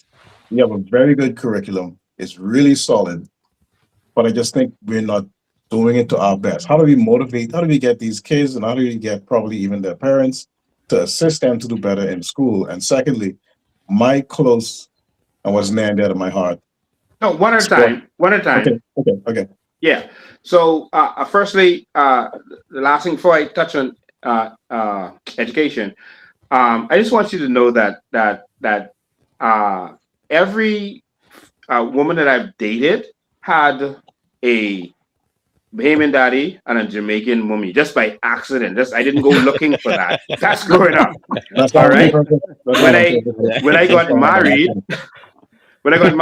my wife had a Bahamian Long Island mummy and an Indian daddy. Well, he was Bahamian by then, but he was from India. All right. So I just want people to know that I'm not xenophobic. So my children's mother is now American. All right, and their daddy is Bahamian, and they grew up in the U.S. I'm not xenophobic. I just want people to understand that. All right, my sister is married to a Haitian from Haiti who came here the right way. I'm not. All right. So I just want to get that out of the way. And it's easy to just, because anytime someone wants to do things right, they become the enemy for some reason, because people want slackness. Those who want slackness, will continue with that. I just wanted to let you know who I am so that you could fully understand that. All right. Now, in terms of education is where it starts. Every country that excelled, they started with education. Education is the key. Japan, they took advantage of education.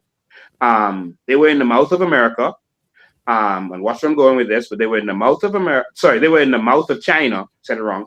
They were in the mouth of China, and so to go to China, you had to stop in Japan, buy coal to continue your ship on your coal steamship.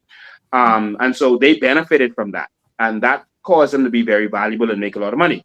They invested first in education, even up to, you saw in the late 80s, early 90s, Japan was the number 2 economy in the world. They went from nothing. They even got bombed in the 40s, destroyed 2 of their major cities, but they were able to come back because they focused on educating their people, because the ideas, the plans, and everything else was supposed to come from the people, and they empowered their people, and that's how Japan became great. Singapore did the same thing. They focused on education. And in fact, I did a live broadcast. I don't know if any of you saw it, with the man they call the most creative man in the world. So if you Google the most creative man in the world, Andre, and he's a Russian last name. I can't pronounce it again, but he would come up. And so they were actually watching my live broadcast, where some Bahamians don't watch it. And they thought it was so powerful and profound, the vision that we have for the Bahamas. They reached out for me. They sent for me to come to them in Florida and on the other side. And they said, listen, your vision for the Bahamas is mind-blowing. This is what the entire region needs. It will spark something in the whole region if what you're saying comes to pass. They loved my education plan. They went and read it. Our education plan is 86 pages long. All right. That's a real plan, not bullet points like they do for election and call it a manifesto. Not bullet points. We're showing you the who, what, when, where, and how, and where the money coming from.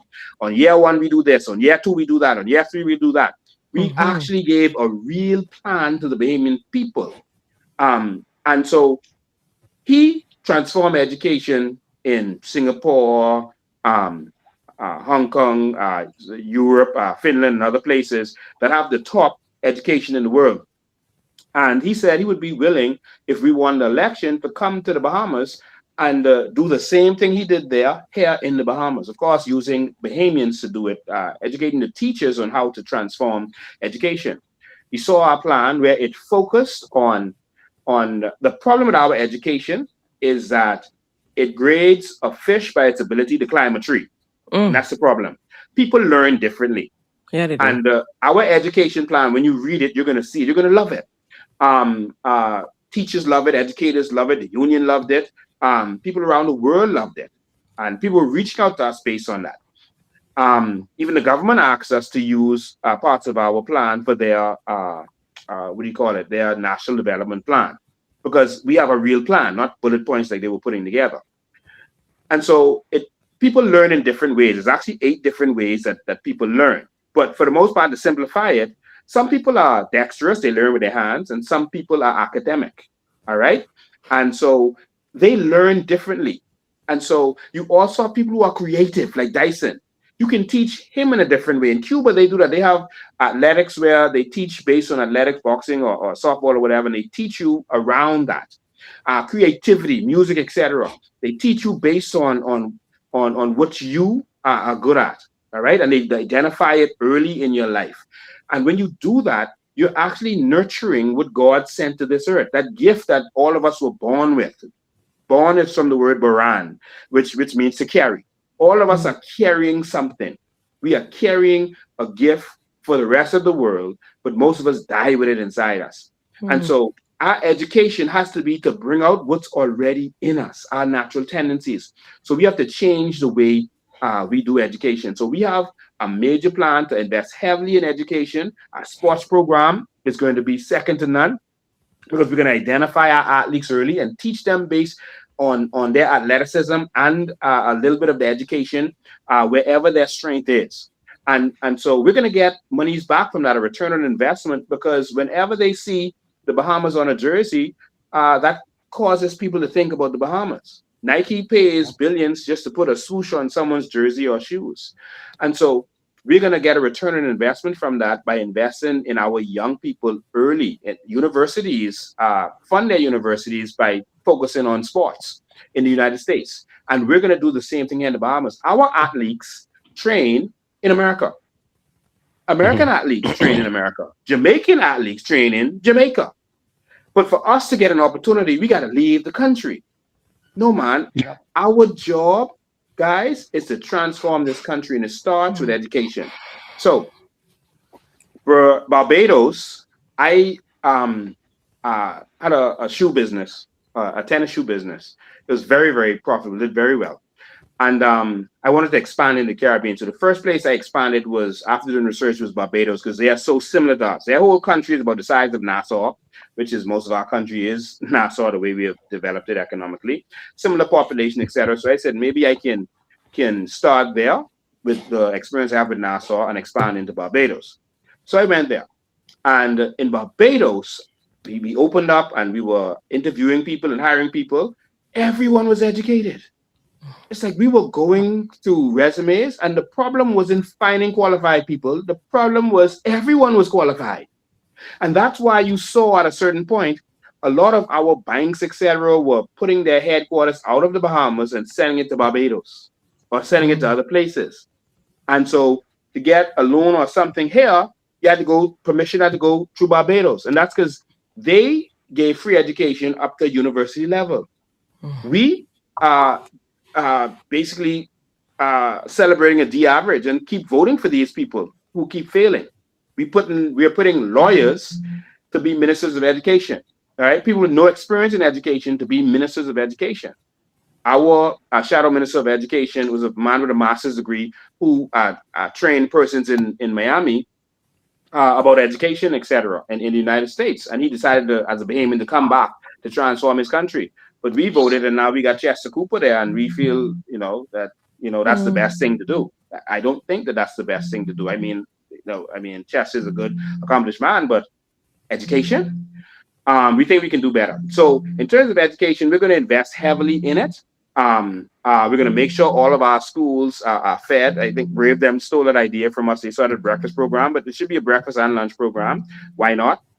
Make sure we have proper cafeterias. Our children shouldn't be eating out of the back of cars or from shacks in the back of the school. Proper cafeterias, and every school should have air conditioning. You wouldn't think of building an office building without education today. Why would you build schools to have our teachers working and having to fan themselves all day?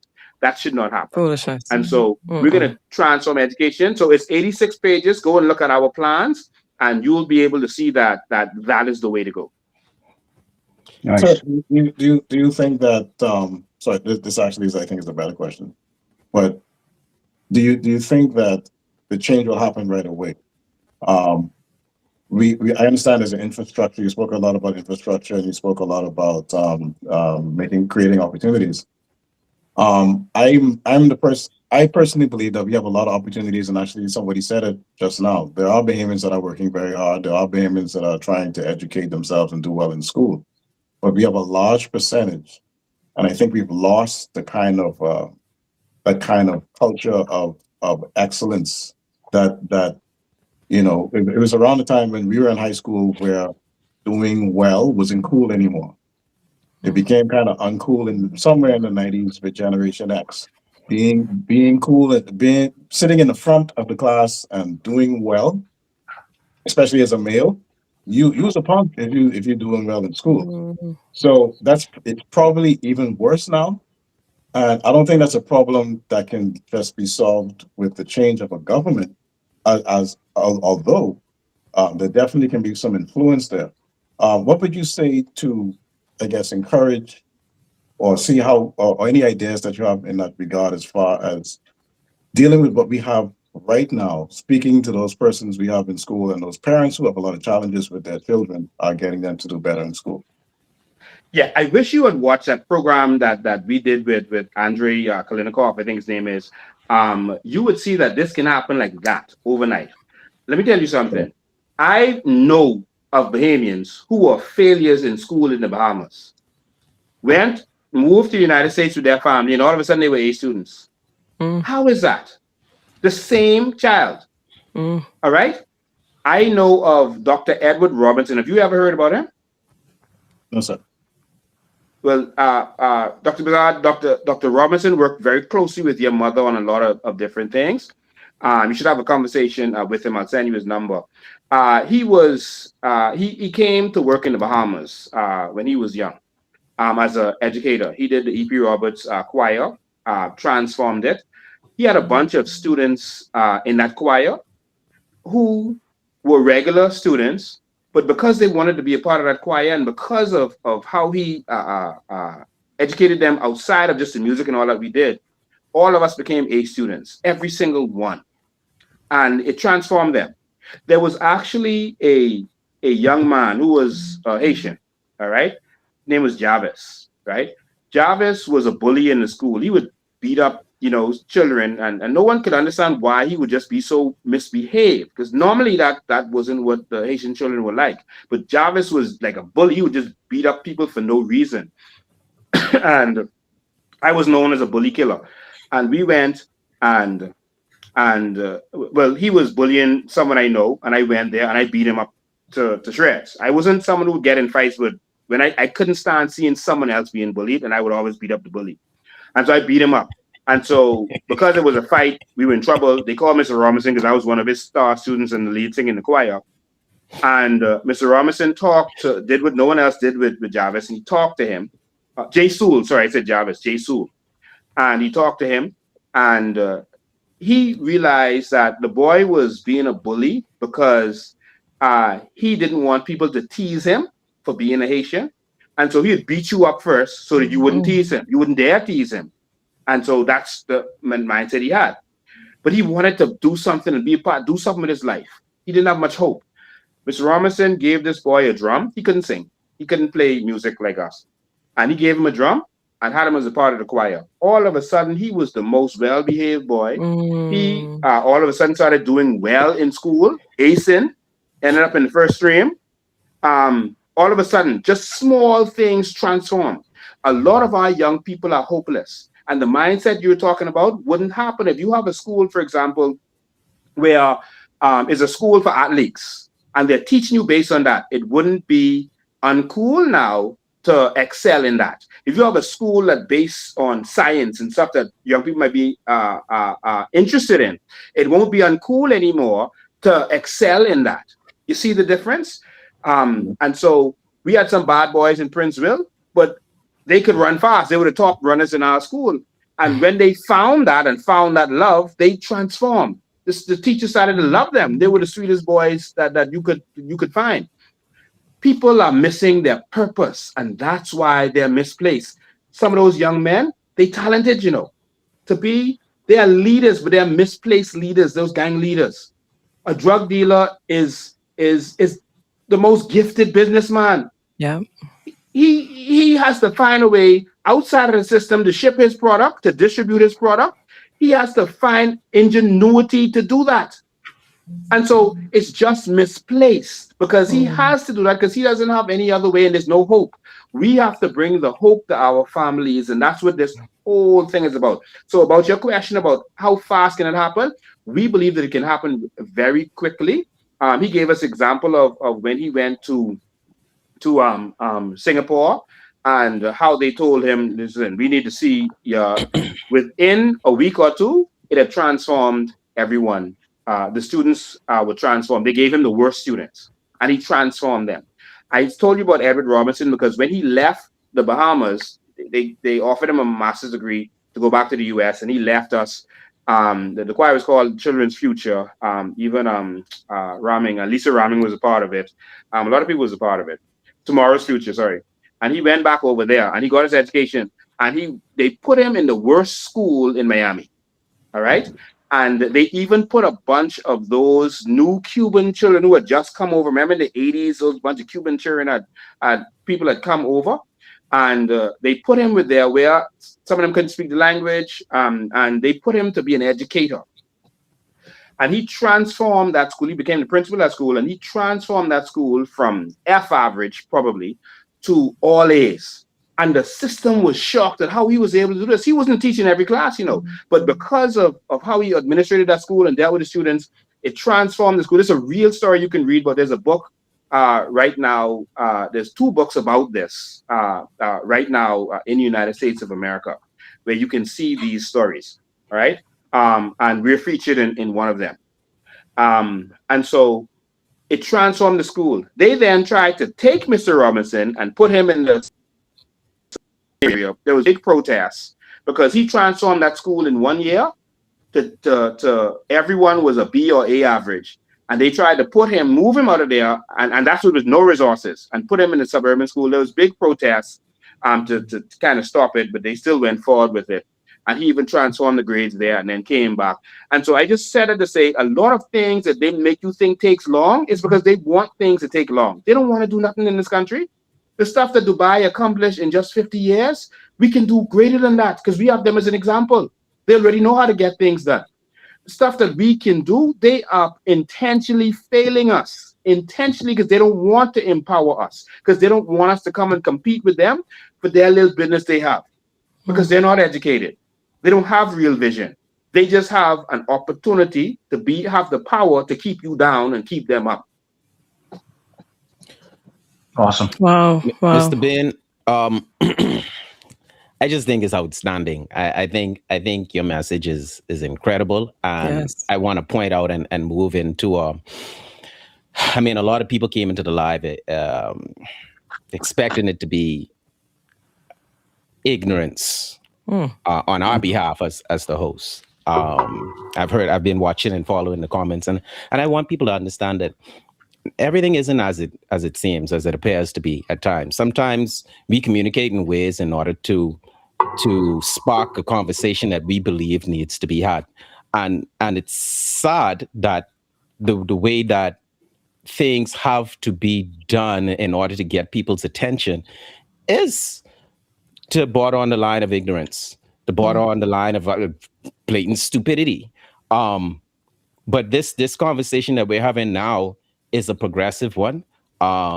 It is meant to expose the things that Mr. Bain has been saying a lot during his campaign, but people have been focusing on whatever, anything else but things of substance. And one of the questions, I want to get it out of the way, just for the sake of knowing that there are trolls and people that wasn't expect to see this level of conversation on the show. so y'all can get your little 2 cents in. But people wanna, yeah, people wanna talk about how is it possible um, that every Bahamian can receive $100,000 on an acre of land, and what would qualify the Bahamian to be able to receive that, and that is something that I believe your party probably mentioned or promised or whatever the case may be. That's a fair question. But this one It about is. who money you owe which lady, y'all, come on, focus. All everything this man just said, Yeah. all these things, all these uplifting, progressive things this Truly. man has just said, y'all want to talk about anyway. Mr. Bain, yes, $100,000 on an acre of land, please. All right. So basically, we have about 4 million acres of crown land. All right. It's really 500,000 of that is wetland, and so it's really 3.5, right? Because you don't want to touch the wetland unless you have to. All right, like how they did in South Florida. But um, that's 4 million acres of crown land. There are 200,000 Bahamian adults. Mm. Okay? That doesn't touch the inventory. So it is very possible to empower our people through land. The first thing that you do when you want to empower a people is give them land. All right? Yes. It's the first thing Mm-hmm. happened in the Bible in the book of Genesis. That's what he gave us, land. And he told us what Mm-hmm. was in it, the natural resources, the water and the onyx and the gold. And he said it was a good gold. I was shocked when I saw that in the Bible, the good gold. The people who don't even wear jewelry yet, but it was Right. there for us. When the children of Israel crossed over to the Jordan River, the first thing they did was divvy up all the land. They cast Yes. lots. That's why they call them lots today, because they had a disc, and they would flip the disc. And so basically, heads, you get that piece, tails, you get that piece. All right. And so they gave every single person a piece of land when they crossed over into the promised land. And so that's how you empower people. In early America, the American government would give land in the West to their citizens, because the international law is that wherever you have a citizen living, that's your land, that's your territory. And so to stop Mexico from coming up or Spain from coming up, they would make sure that the British first and then Americans would get land in those western areas to occupy it. Canada did the same thing. They would give land, I mean, free. People say, oh, you want free things. No, no, no. They would give their citizens to empower them land in the western side of Canada, just north of Seattle, Washington, etc., to make sure that America couldn't come up further north. All right. That's how they established, and that's how they empowered their people. And in the West, they started to realize that there was gold in their hills. And so more people started to go west into California, etc. And it made sense to go to war to fight over that area to them. So land is what you empower people with. And so we need to empower Bahamians with land ownership. If we have more land ownership, we are going to be more patriotic. We're going to love this place even more. And so I believe that if we give land to people, and there's a lot of land all over the country, and we have plans to bring economy to all of our southern islands, because that's the key. All right, bring economy to them and cause people to want to move back to those islands, because there's a lot of opportunity there, and it's going to spread us out in those islands, and then you bring foreigners in to work for you. Simple as that. All right. So the land part is doable because there is enough land to do so. That's the first part. And it's very easy. The government just has to want to do it. The reason it has not happened is because the FNM and PLP are in the land business. They have a company called Arwak Homes that both of them own together, persons from them. And they use our crown land, put one shabby house on it, and then sell it to you. At the time as you finish paying for that, you paying $500,000 is not low cost. All right, you calculate your payments and your fees, etc. You could be end up paying with 500 grand by the end Mm. of your payments, and so that's why they don't give us the crown land when they can. All right, other than for political gain, they give it to their cronies and then say, "See, we giving out crown land," or they give it to some pastors or something like that. And so they keep it from us because they benefit from it. Just want you to know that.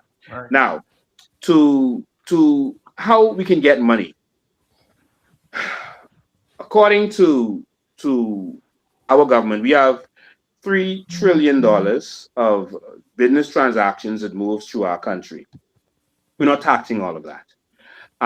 There's a lot of opportunity to tax that. Right? This is what they published in the papers. We have an opportunity to tax that one, even if it's at 10%. That's a huge amount of money right there alone. All right, 10% of 3 trillion. That sounds like 300 billion. All right. Um, we have the opportunity to grow our economy. I'm not talking about the natural resources and the carbon credits yet. I'll get to that. I talk about Japan being in the mouth of America, and then there was Singapore in the mouth of Asia. And so to get to Asia, you had to go through, if you're coming from that way, you go through Singapore, and then they build themselves up. They have no natural resources, but they made every single citizen a millionaire.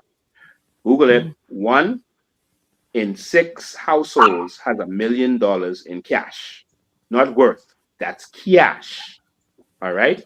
The other 5 in 6, that's people who came over to work for them. The citizens have $1 million in cash because of how they operate. All right. We are in the mouth of America, the number one economy in the history of the world, greater than Rome. And the only thing we benefiting is smuggling some drugs across the border and letting some other people come and build hotel in our country and take the money out of the country.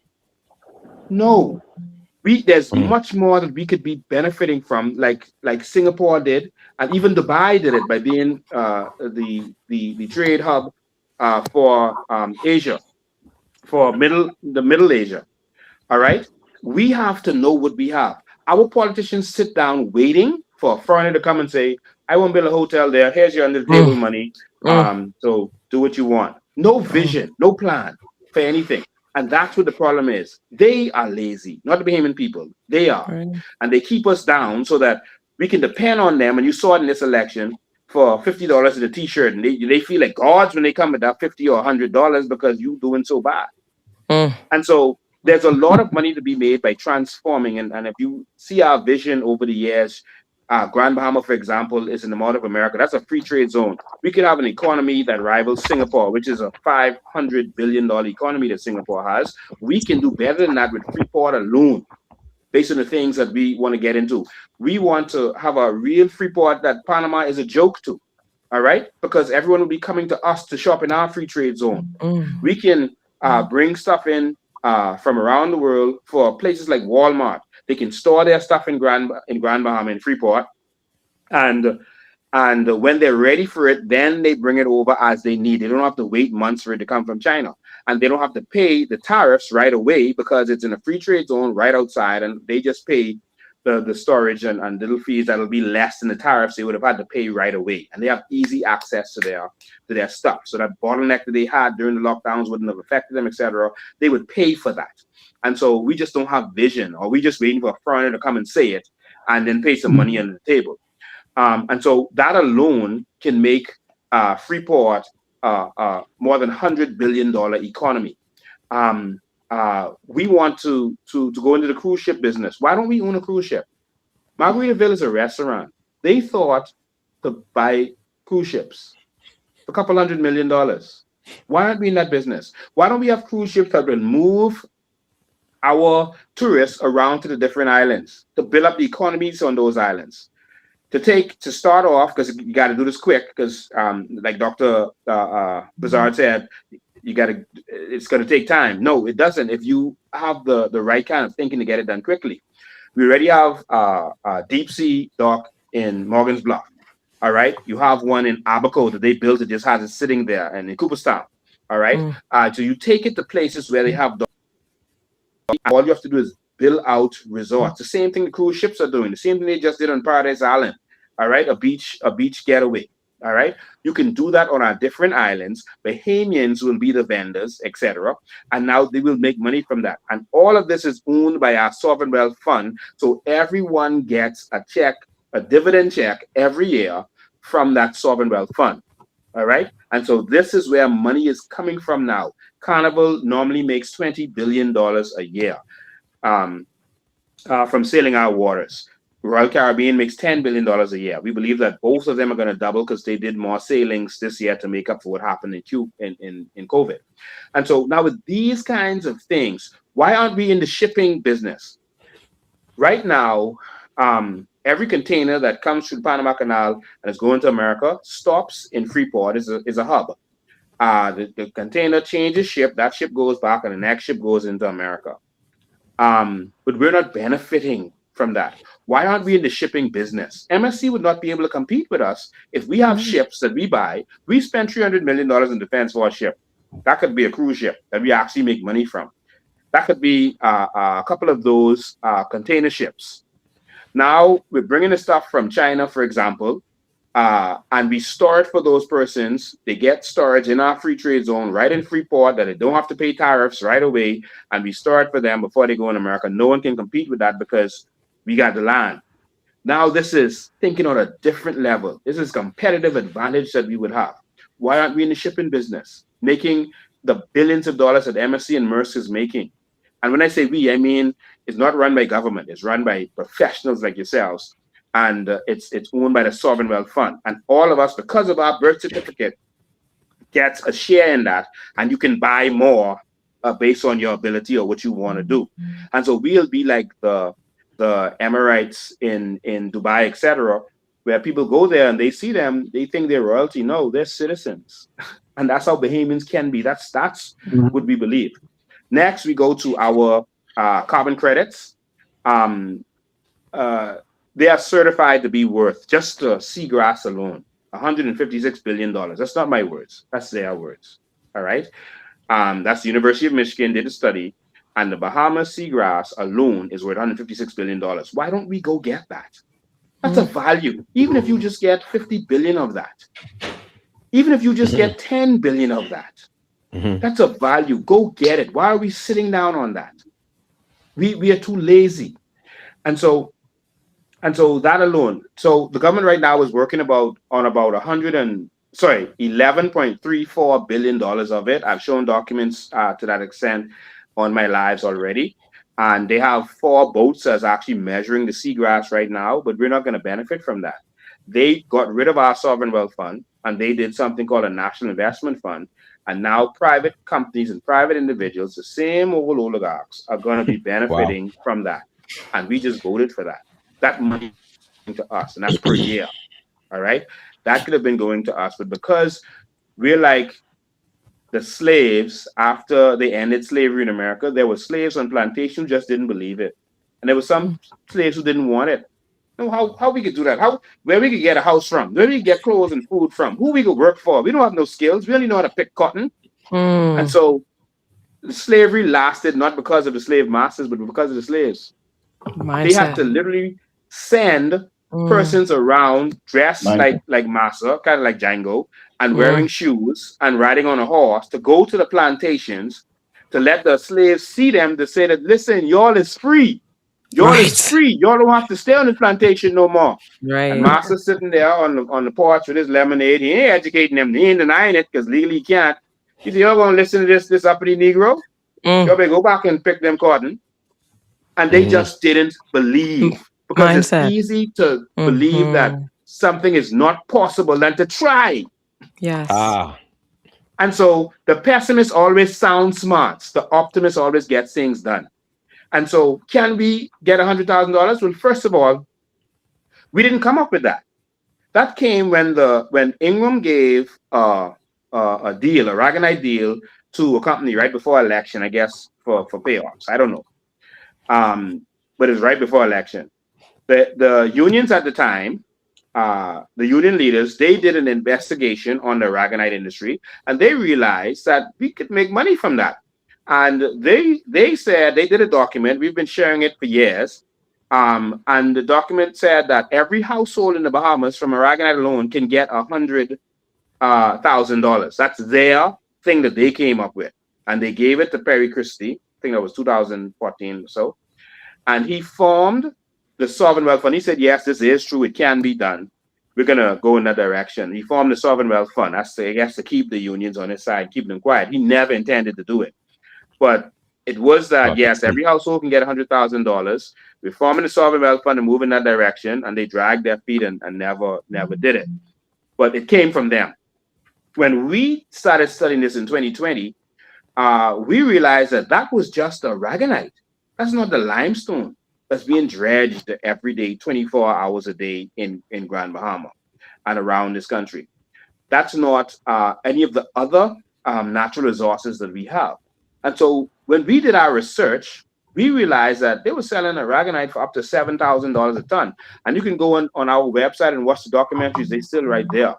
Go to coalitionofindependence.com and look in the menu and look for documentaries. And everything I'm saying is right there. And you can see where it's mostly $3,500, $3,000 a ton, but it was sold for up to $7,000 a ton. But they made an agreement to get it for $2 a ton. You can't make that kind of money selling coke. You can't make that kind of profit selling diamonds and gold. But that's what they were doing. But it gets worse. Those miners who gave me the document, because they feel that Bahamians were being ripped off, and they thought that just showing it to Bahamians would cause them to wake up and rise up. And I told them, I said, well, you don't know Bahamians. But Yeah. they said that the government wasn't even collecting the $2 from them. Wow. They were trying to pay their fair due because they have to, on the international world, they have to appear to be ethical, getting it in an ethical way. But the government only worrying about their under the table money and not what they could get. So they're sitting down telling us everything is impossible. It's only 200,000 of us.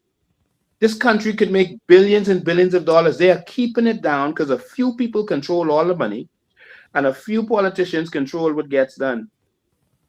That's why we are to the level we are at. So at this level, no, you can't get that. But we can expand things right now. We already have a free trade zone. The minute when we get in, we're going to take that over. We're going to take that over, and we're going to make that something that rivals Panama. And it's going to be a multi-billion-dollar situation there. They have cruise ships that they trade in constantly because they're constantly trying to improve. You start with the used cruise ships. You can do that instantly. Within a month or two, we can be in the cruise ship business.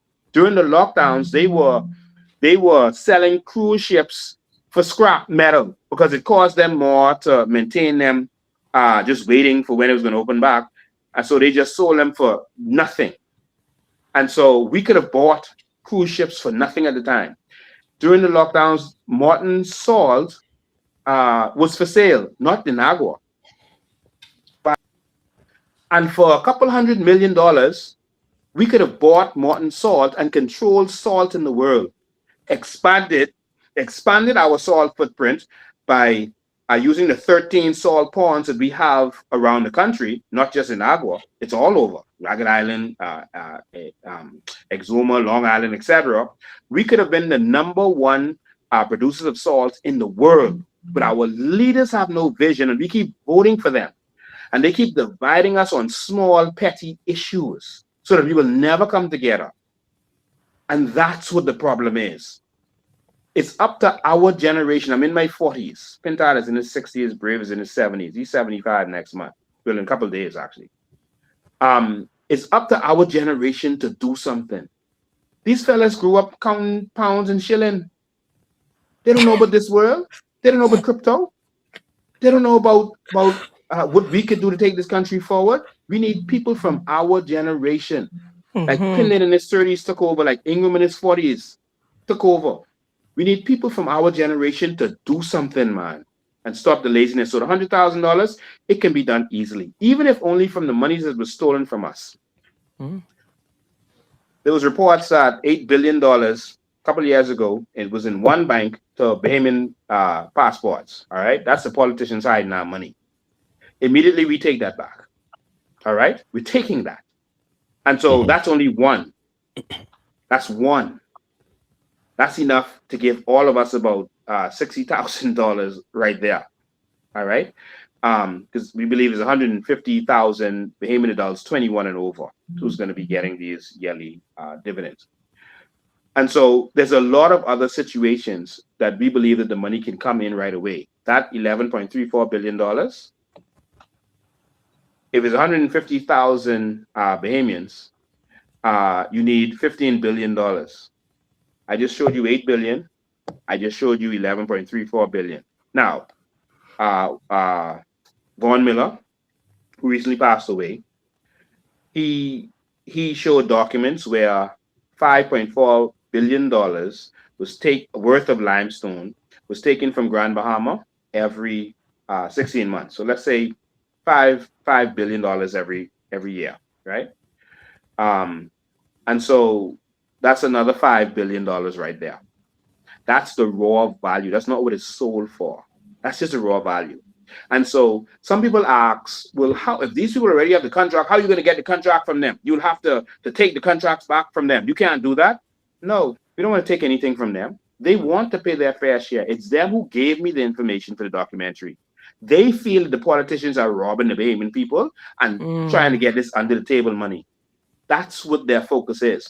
And so we believe that they would want to make arrangements to get their fair share. But even if so, no one has an exclusive on our aragonite, limestone, or any natural resource.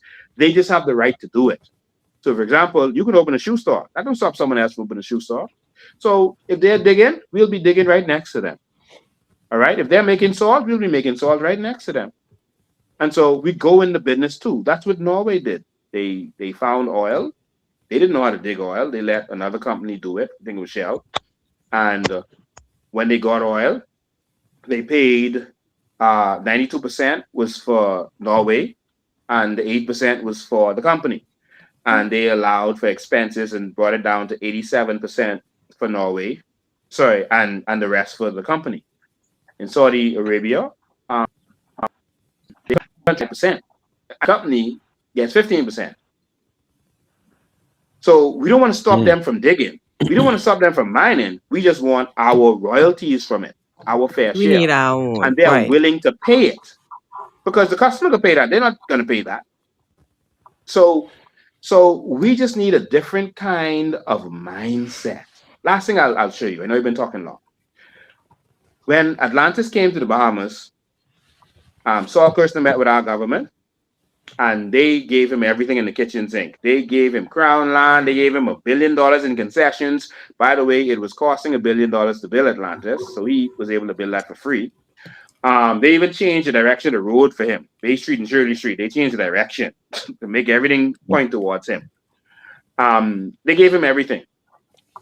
Now, when he made the money here in the Bahamas, he wanted to expand, so he went to Dubai. And he's a Jew and they're Muslim, so you would think they wouldn't want to do business, but they put business first. And they told him, okay, you can come in our country, this Dubai now, but you're going to own half, and the people of Dubai is going to own half. So all of them said, deal. They said, no, no, no, we're not finished. They said, we want a piece of all of the properties you have around the world. We want a piece of Sun City, we want a piece of the Bahamas, and we want a piece of the Las Vegas thing if that ever come off the ground. They were like, deal. It's like, no, no, no, we're not finished. And we're Muslim, no casino. Deal. Now, you see the difference in the negotiation? They negotiated for their people, not for their government, Mm. Not, oh, the government go own half and you go. No, no, no. For the people Mm-hmm. to own a part. That's the difference. This is the expansion that we need. This is the new direction that we need. You're not hearing this from the PLP or FNM. They want to continue to be in control of you. We want them to let our people go and to free our people. We want to empower our people. And this is the honest to God, genuine truth. This is all we want for our people so that we will never be slaves again. Mr. Bain, Wow. I um, I Ans could wanted to listen say to no, something. yeah. I mean, I could listen to him talk all day, actually. Because of the vision. Like it's empowering, right? And like I actually had a question while you was talking, Mr. Bean. Do you have anything planned that you could say could make the healthcare better in the Bahamas, or to make, nurses like myself who have advanced degrees in nursing, like want to come back home, be able to, work home and do our part, to work home in the hospitals in the Bahamas? I mean, I Um, ask because I'm a part of many Bahamian nursing groups, and it's like there's always a outpouring of crying of how it could be better. Yes, I can tell you our plan for nursing. My children's mother, two of my children, for one woman, my children's mother is a nurse, and she was a Nice, nurse in the PMH, and that was a horrible experience. And she right? went to the States to live, and she's a U.S. citizen, and she's living in the States, and she's running. She was running departments in the U.S. and Same. she's specializing in heart care and stuff like that. Very But nice. she can't come home because they have no use for what she does because they're not on that level. Exactly. We have an amazing plan for healthcare that we've been putting forward to the people. Our healthcare plan first is going to focus on the nurses. We're going to pay you. When we start in our healthcare plan, and again, that's on our website. Also, go to Vision 2030. Go on our website, and you'll see Vision 2030, and you can see our plan for healthcare. Again, it's Okay. multiple pages, Right. um, and you will see that we're going to pay you, and we're going to pay you competitive with the U.S. So you Why mean would I we coming do home that? then? Yeah, you can come home. I We got to mean, vote for it. because Because why would we pay you? Because we need it. We can't have yes, hospitals that is running out of nurses or working nurses too hard. All right. absolutely. We can't have hospitals that's running out of doctors. And so if there's competition, you got to step your game up. And Period. so if nurses are worth that because they could jump on a plane and go to America, no, we're going to keep them home. What they do sometimes is they let our nurses go because they don't want to. There's a policy in the Bahamas to not overpay Bahamians to keep you poor. All right, that's a real policy. I wish I could get into it here, but you will I believe understand it. it. I All believe right. it. Yes. Yeah, many foreign investors came here and wanted to pay Bahamians more, and the politicians told them, no, no, no, don't do that. You'll ruin everything. But what they do is they Wow. bring foreign nurses from That's other so true. places to work here to replace our nurses who left, and then they do housing and all kind of other expenses they pay for these foreigners. Well, if they calculate it, they could have just given our nurses a raise so they don't leave because none of them really want to leave. Exactly. Right. All right? Because Right. they can't find kung salad, real kung salad over there, and bamboo shark and chicken in the bag and the food Mr. we love. Bain, Mr. You want to Bain. be home. You want to be able to go Trust park on the me. beach in the middle of Exactly. the night and just talk. And But the so, thing is, it's like, I don't mean to cut you off. mm, I have been trying to register with the nursing board in the Bahamas for well over a year and can't get nobody to answer the phone, nobody replying to the emails, nobody replying to the questions, nobody yeah. like it's like, so do y'all want y'all educated nurses to be there or do y'all not? like what, like I don't understand it. I don't understand it.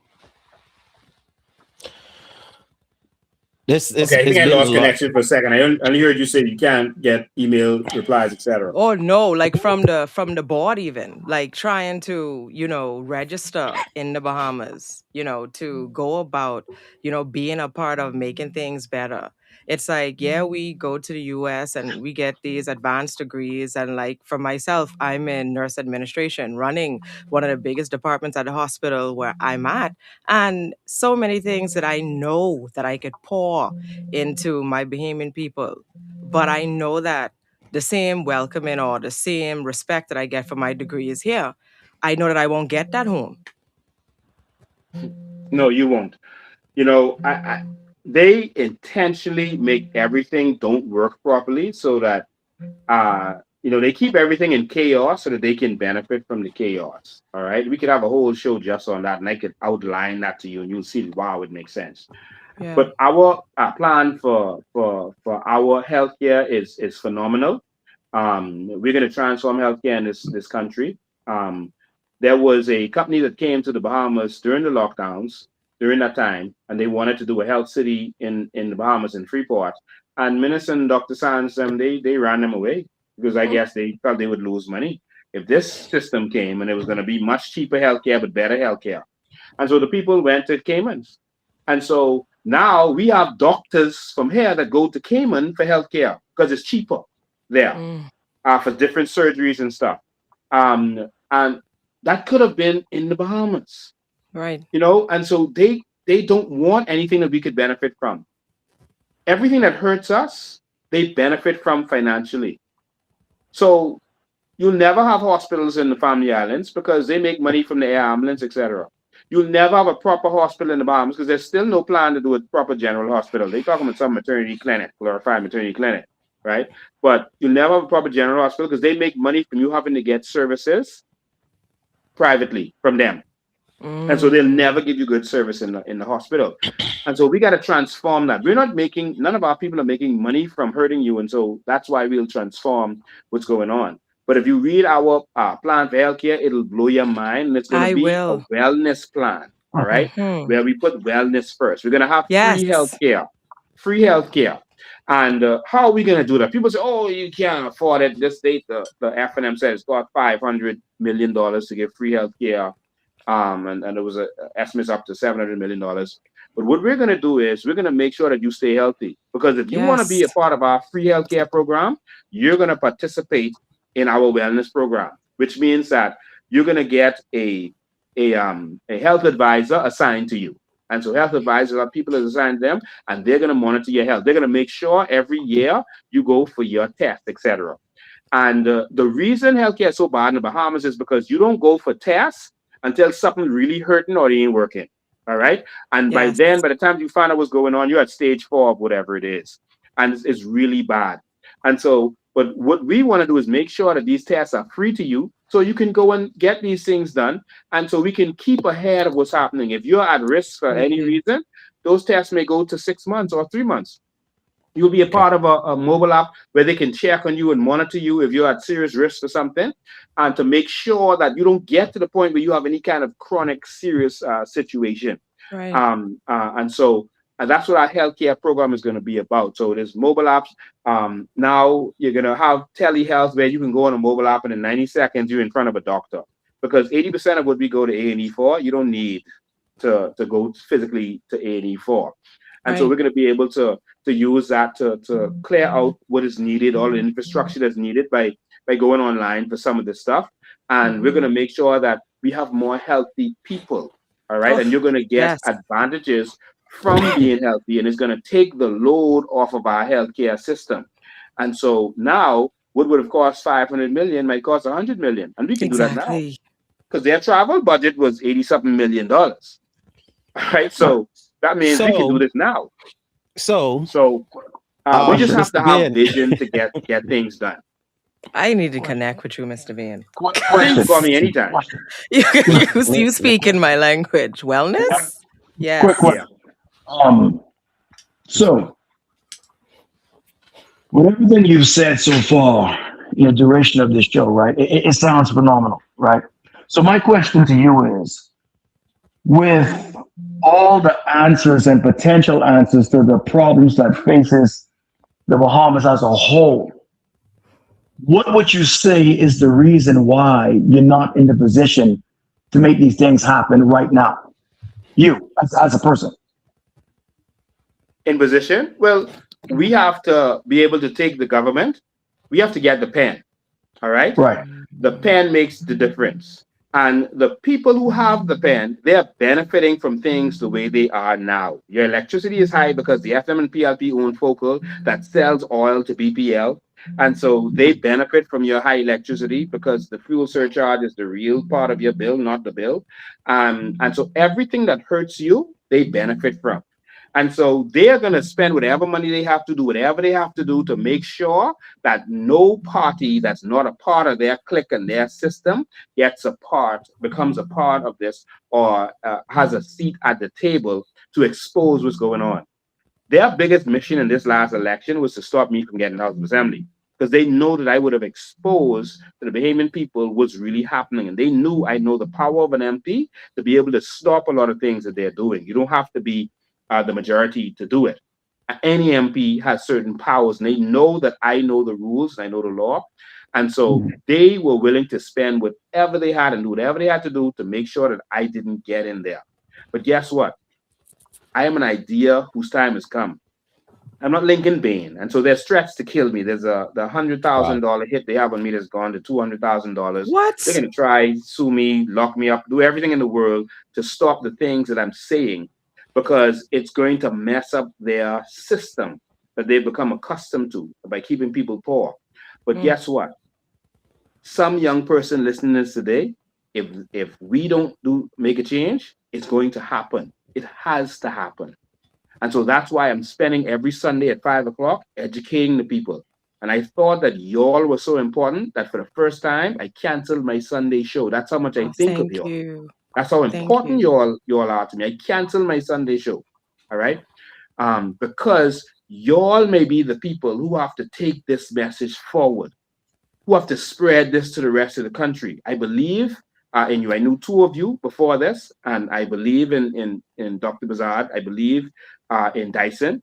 He's done young stuff with young people already that I've known about. And I believe that it's our generation that has to do this. That's why I stopped everything for this purpose right here. And so once we are able, it's not about me, it's about Bahamian people.